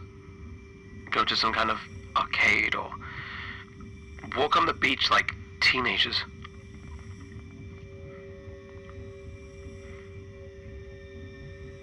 I remember telling them that I always hated the beach. It was just nothing. Just sand and water and other people. There's nothing interesting there, and the things I do now to be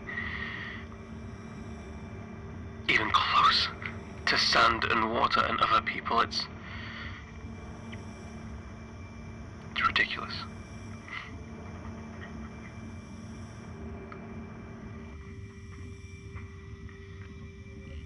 Martine was the last voice I heard. I remember them grabbing that makeshift torch, just metal, cloth and fire, and just running at that thing, and God, it was 5 seconds, but without those 5 seconds I might not be here.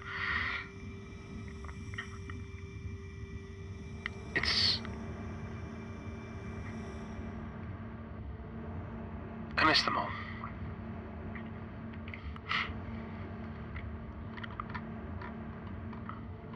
I don't know what I'm gonna do.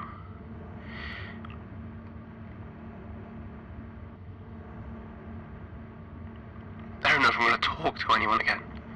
Probably not. The monitors are nothing but black, and not the black of space dotted with stars, just the black of nothing. No sounds, no indication that life exists outside this ship, apart from myself and the creature. And I know the creature is there. It does something with electricity. When it's near me, the lights, they turn up like they're about to burst. I can see it moving as the lights go bright, blindingly bright, and then dim. It's like the ship itself is watching me.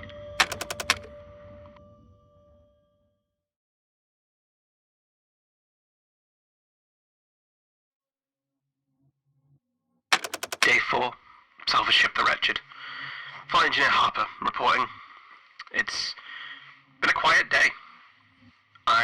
In terms of tasks and issues, both inside and outside my head. I apologize for the length and content of the previous recording. Perhaps I should be more scientific.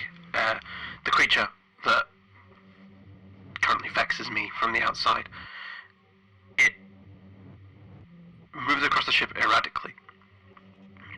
I believe it is trying to find a way back in, and whether it is just testing old ground or forgets where it's checked, it just seems to go from one place to another, and I'll notice, due to the lights, as I mentioned last time, it goes back to similar spots, whether it's found something that I am unaware of, that my systems have not told me of, or the creature is just, as mentioned, forgetful that it has checked a place. I wonder if it is looking for comfort and familiarity, the way that I am.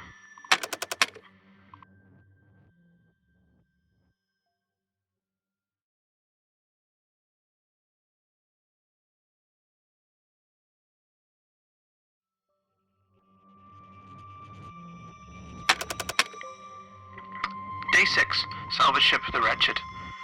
Flight Engineer Harper, recording. It appears the quietness of yesterday was, just a calm before the storm. Our comm system just randomly picked up noise. It recorded, I can hear it, and listen. It's not something close, it's freighters. Something in the far off. But they're there. There's still life outside this goddamn rust bucket. The creature still moves across the ship, and I'm reminded of when it first, the knowledge that it was there. I thought the lights were going faulty, and I went to go into the system to fix them. Not really my forte. We had a Jensen for that. Squeezing down between the cables, and it was tight, cramped, horrible. Like being hugged by a machine, and not a warm embrace of safety, one of crushing. Like the ship itself was trying to make sure I knew I wasn't welcome within itself. My place with the rest of the crew.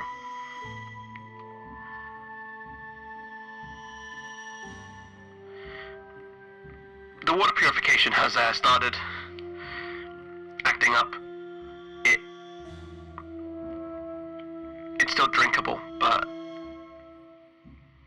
again, like the ship is telling me I'm not welcome. I'm starting to think the ship and the creature are in cahoots. Like that would be possible at all. Speaking of Jensen, he had a daughter. His daughter gave him that ugly bear. One eye, a hand just holding out for an embrace that isn't there. Called the bear Duck. I asked him why. He said, well, they had to bring it. But it's duck ugly.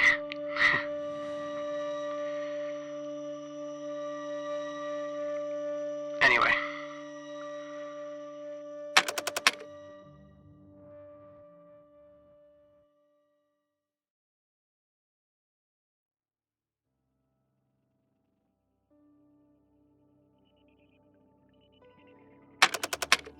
This is unfair. It's cruel. We were meant to burn our uniforms. Be done with this stupid company, this stupid ship, this stupid life. This was going to be the end of it. And we were just going to go and stack shelves, do menial labor, And now you're all here and I'm here and... Is this right? If I push this button, then you're gone. Not just mentally, not just... Oh, I can't do this.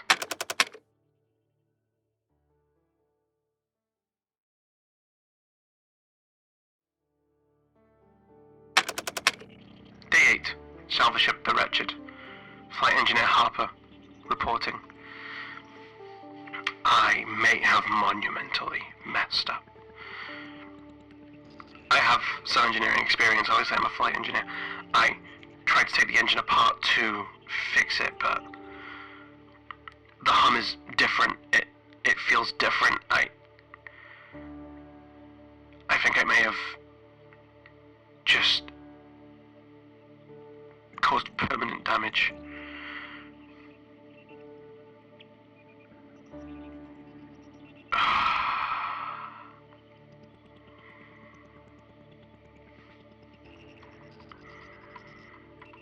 I'm such an idiot.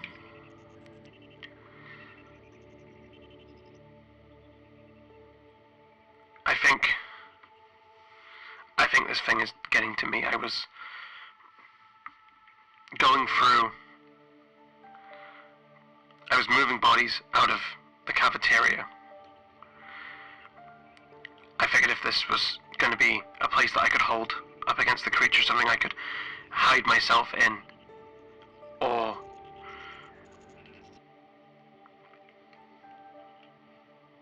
lose myself. This was a big room, like this was good for it.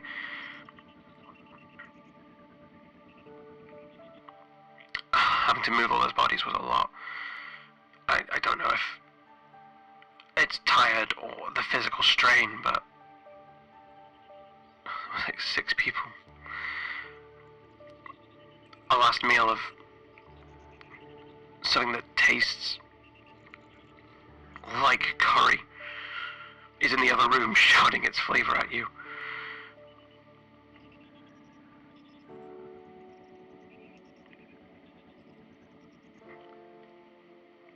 I was passing the officer's mess, too, with the bodies, taking them back to their quarters, and I thought I saw something. Something that moved. At first I thought it was the creature, but the creature was never so subtle. It's like it spotted me and stopped or gone out the way. Maybe someone else is alive, and we're just going round in circles. They must think I'm some sick freak moving bodies and taking vibrasaurs from people's quarters. Maybe I'm not alone.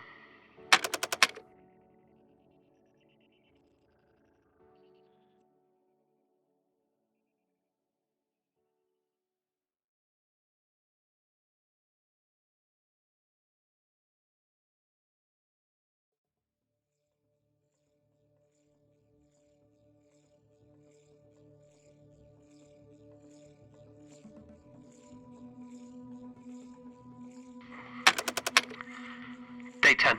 Salvage ship the Wretched. Flight Engineer Harper reporting. I've just got done reinforcing the main observatory window.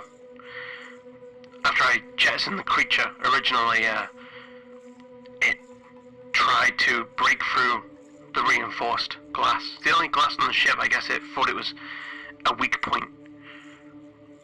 Luckily, people who built this ship did a bang-up job when they first did.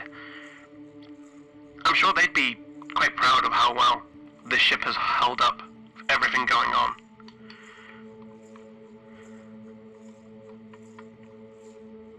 That being said, with one up comes a down. The life support system has been making a grinding noise like a parking brake on a vehicle has been left on. It's way outside my expertise. And after what happened with the engine, I don't want to mess with it.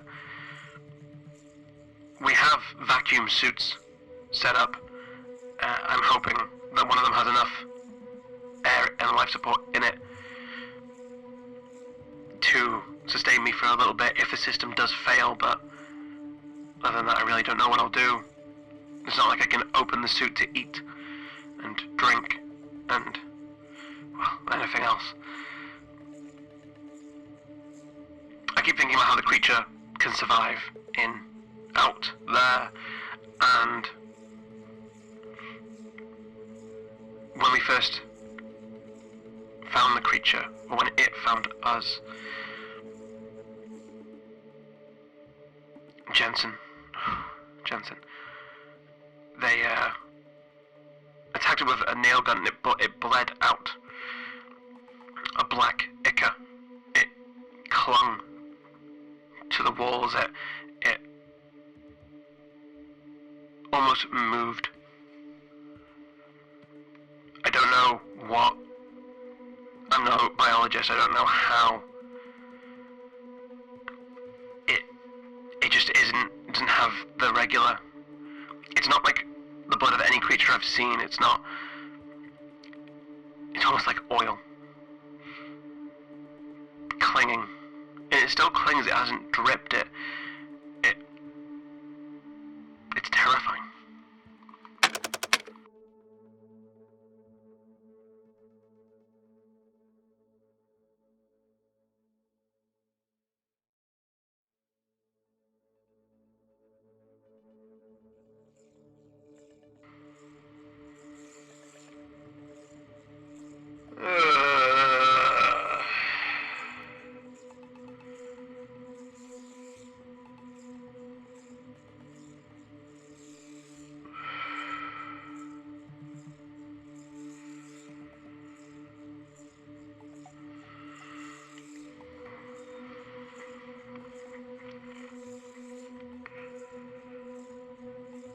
I'm never getting out of here.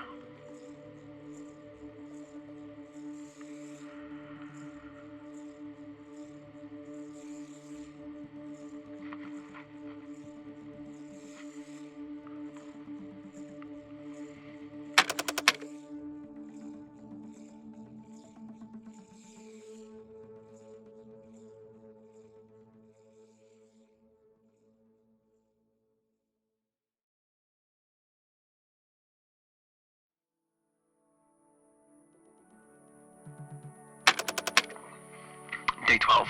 Salvage ship The Wretched. Flight engineer Harper recording.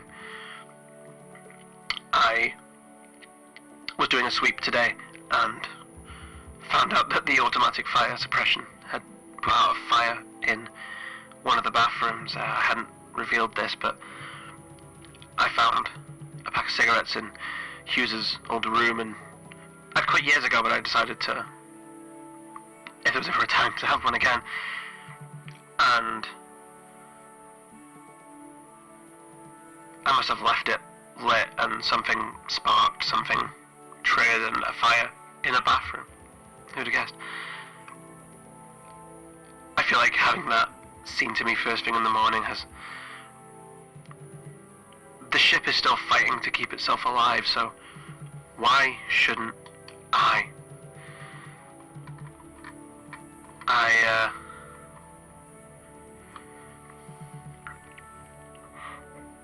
Right before the ship stopped, the engines, we were hit by a small asteroid.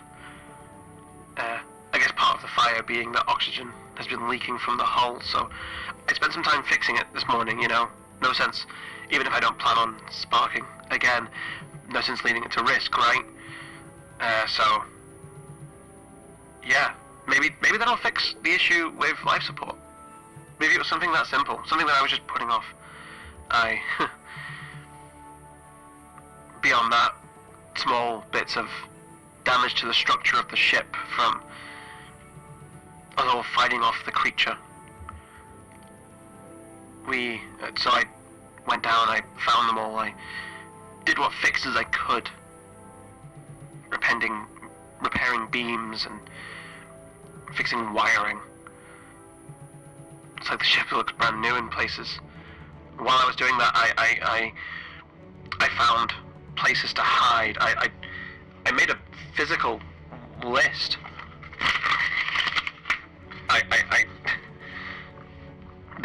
There's a duct above in the cockpit in the bridge.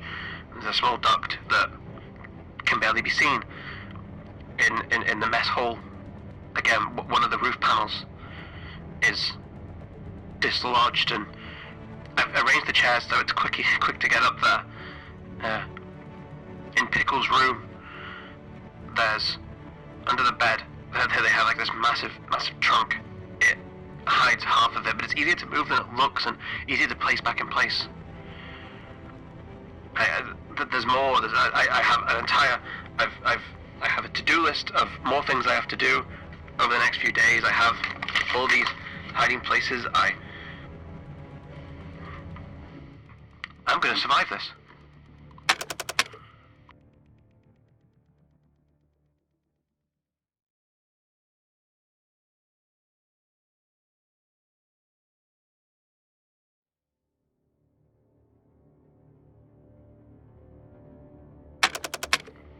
Day 13. Salvage ship the Wretched. Flight engineer Harper reporting. I was thinking about how things were before, and I remembered Hoffman talking about they had a dream that the black of space was going to come and kill us all. They saw what was happening. They had a premonition of what was going to happen. Like that classic movie from the 90s. The 1990s, not the 2090s.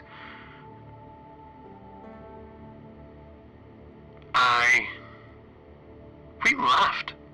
We thought they were joking. We thought they'd been they had a thing for movies. We thought they'd been watching too much and it all gotten to them, but maybe they saw it. Maybe they saw everything that was about to happen to us. They saw it.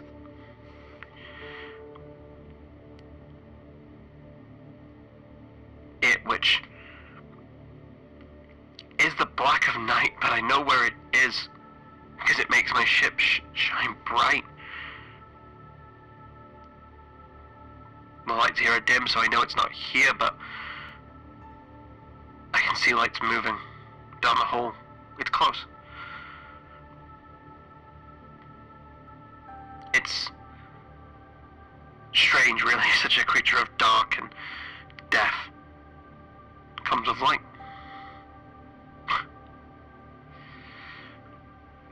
I never saw the creature myself. Broom closet. Everyone else ran in, but I heard it. It sounded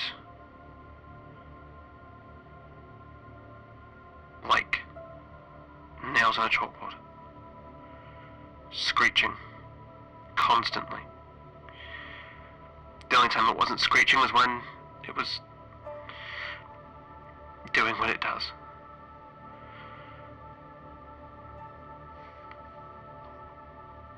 It was... That noise is so deafening. You'll never understand it. Anyway, talking of the engineers, pride in the ship, sure, they'd hate me. I tried to fire up one of the engines, but it caught fire. Not in the way I wanted it to, you know? And I had to jettison it, lest the whole ship go up in flame, and then I tried to get to the lander modules. Maybe, you know, hey, look, that engine got away. Maybe I could do that. And so,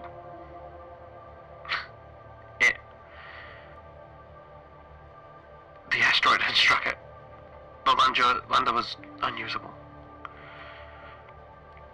But then I remembered that when I ejected the engine, the creature had gone to investigate it.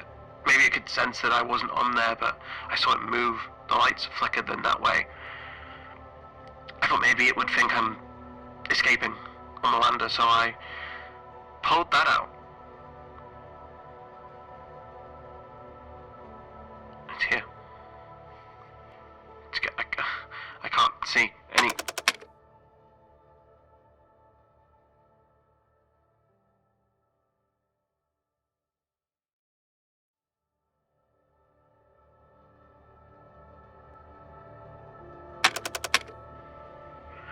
Day 14. Salvage ship the Wretched. Flight engineer Harper reporting.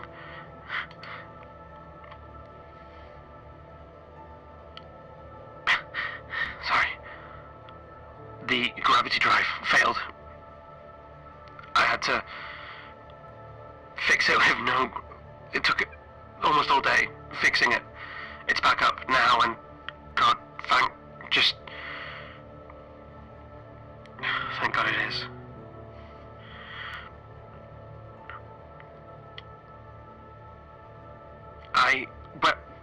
When I managed to launch the creature into space, the airlock, it wouldn't seal. Some damage done to it.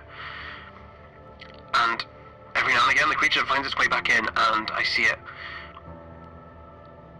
scratching, trying to get at me through just a door. It's terrifying. I try to avoid that area as much as possible because of this. It doesn't do me good to see it. But as I was fixing the gravity, I heard skittering, scraping. Maybe it's got it in. I don't know.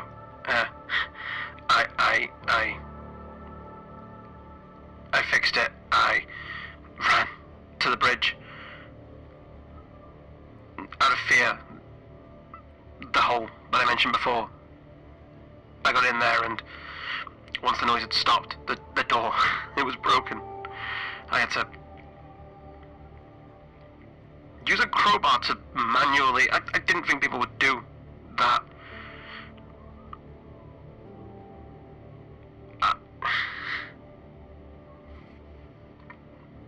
I'm so tired. And then I went down to food stores and all the bread's gone. Something in the climate control. Just something else that I can't fix on this ship. Something else that I just don't know how. I can't get the ship moving. I can't fix the climate control. I can't stop the alarm. I can't stop the doors from locking on me. I can't. I miss everybody. I can't do this alone.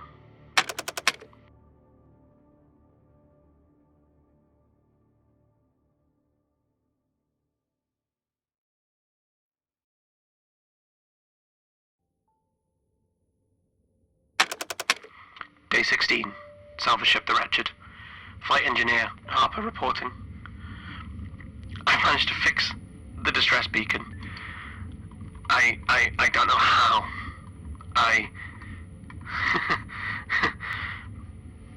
Not only have I fixed it, it's boosted. I managed to boost it. Any day now, people could come and save. I'm gonna be found.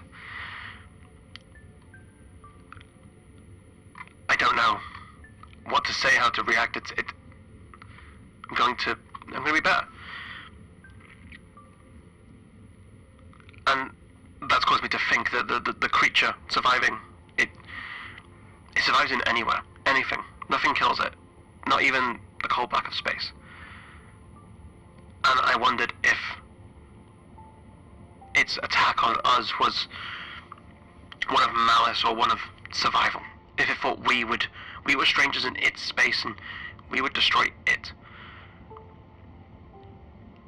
And so, maybe it's defending. And now it has nothing more to do but defend. Maybe in its past it succumbed to its own creature that survived the cold black of space, or had to learn to survive the cold black in order to survive that. If I was someone who cared about these things, I'd find it interesting, and I'm sure when someone listens back to this log, they'll want to study it. I hope they don't. The ship is filled with gouges left by the creature's claws, just the way it dug into it, tore from it. It's impossibly terrifying. The claws are... they seem like they shouldn't be able to stand on them. They're so sharp to a point.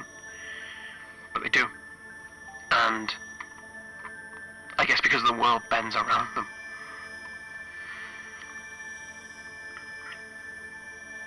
I had to go find Hughes's ID. Get access to a weapon cabinet. Some days ago I found a weapon on Hughes's body, but it's not been great, and I finally decided that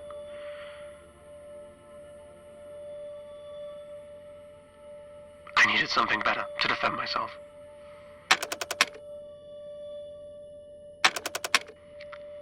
Day 17, salvage ship the Wretched.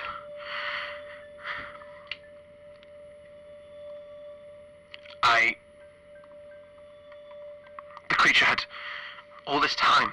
I thought it was confused, but no, it was ripping at one of the habitat modules. Just it tore it from the ship, an impossible strength. And I managed to, I thought I sealed the door. I sealed the door before it could get in. I know I did. But then I heard something on the comms. That nail, that noise. Like it was taunting me through my own ship's comms system. It was talking in my ship's voice. I couldn't breathe. I thought I was having a panic attack or something, and then the oxygen, it was just off. I found the systems, I've repaired it, it's back on now, but I can see those marks, those gouges from its feet. They weren't there before. I know they weren't. I'm armed. What if I was wrong? What if I didn't stop it from getting in?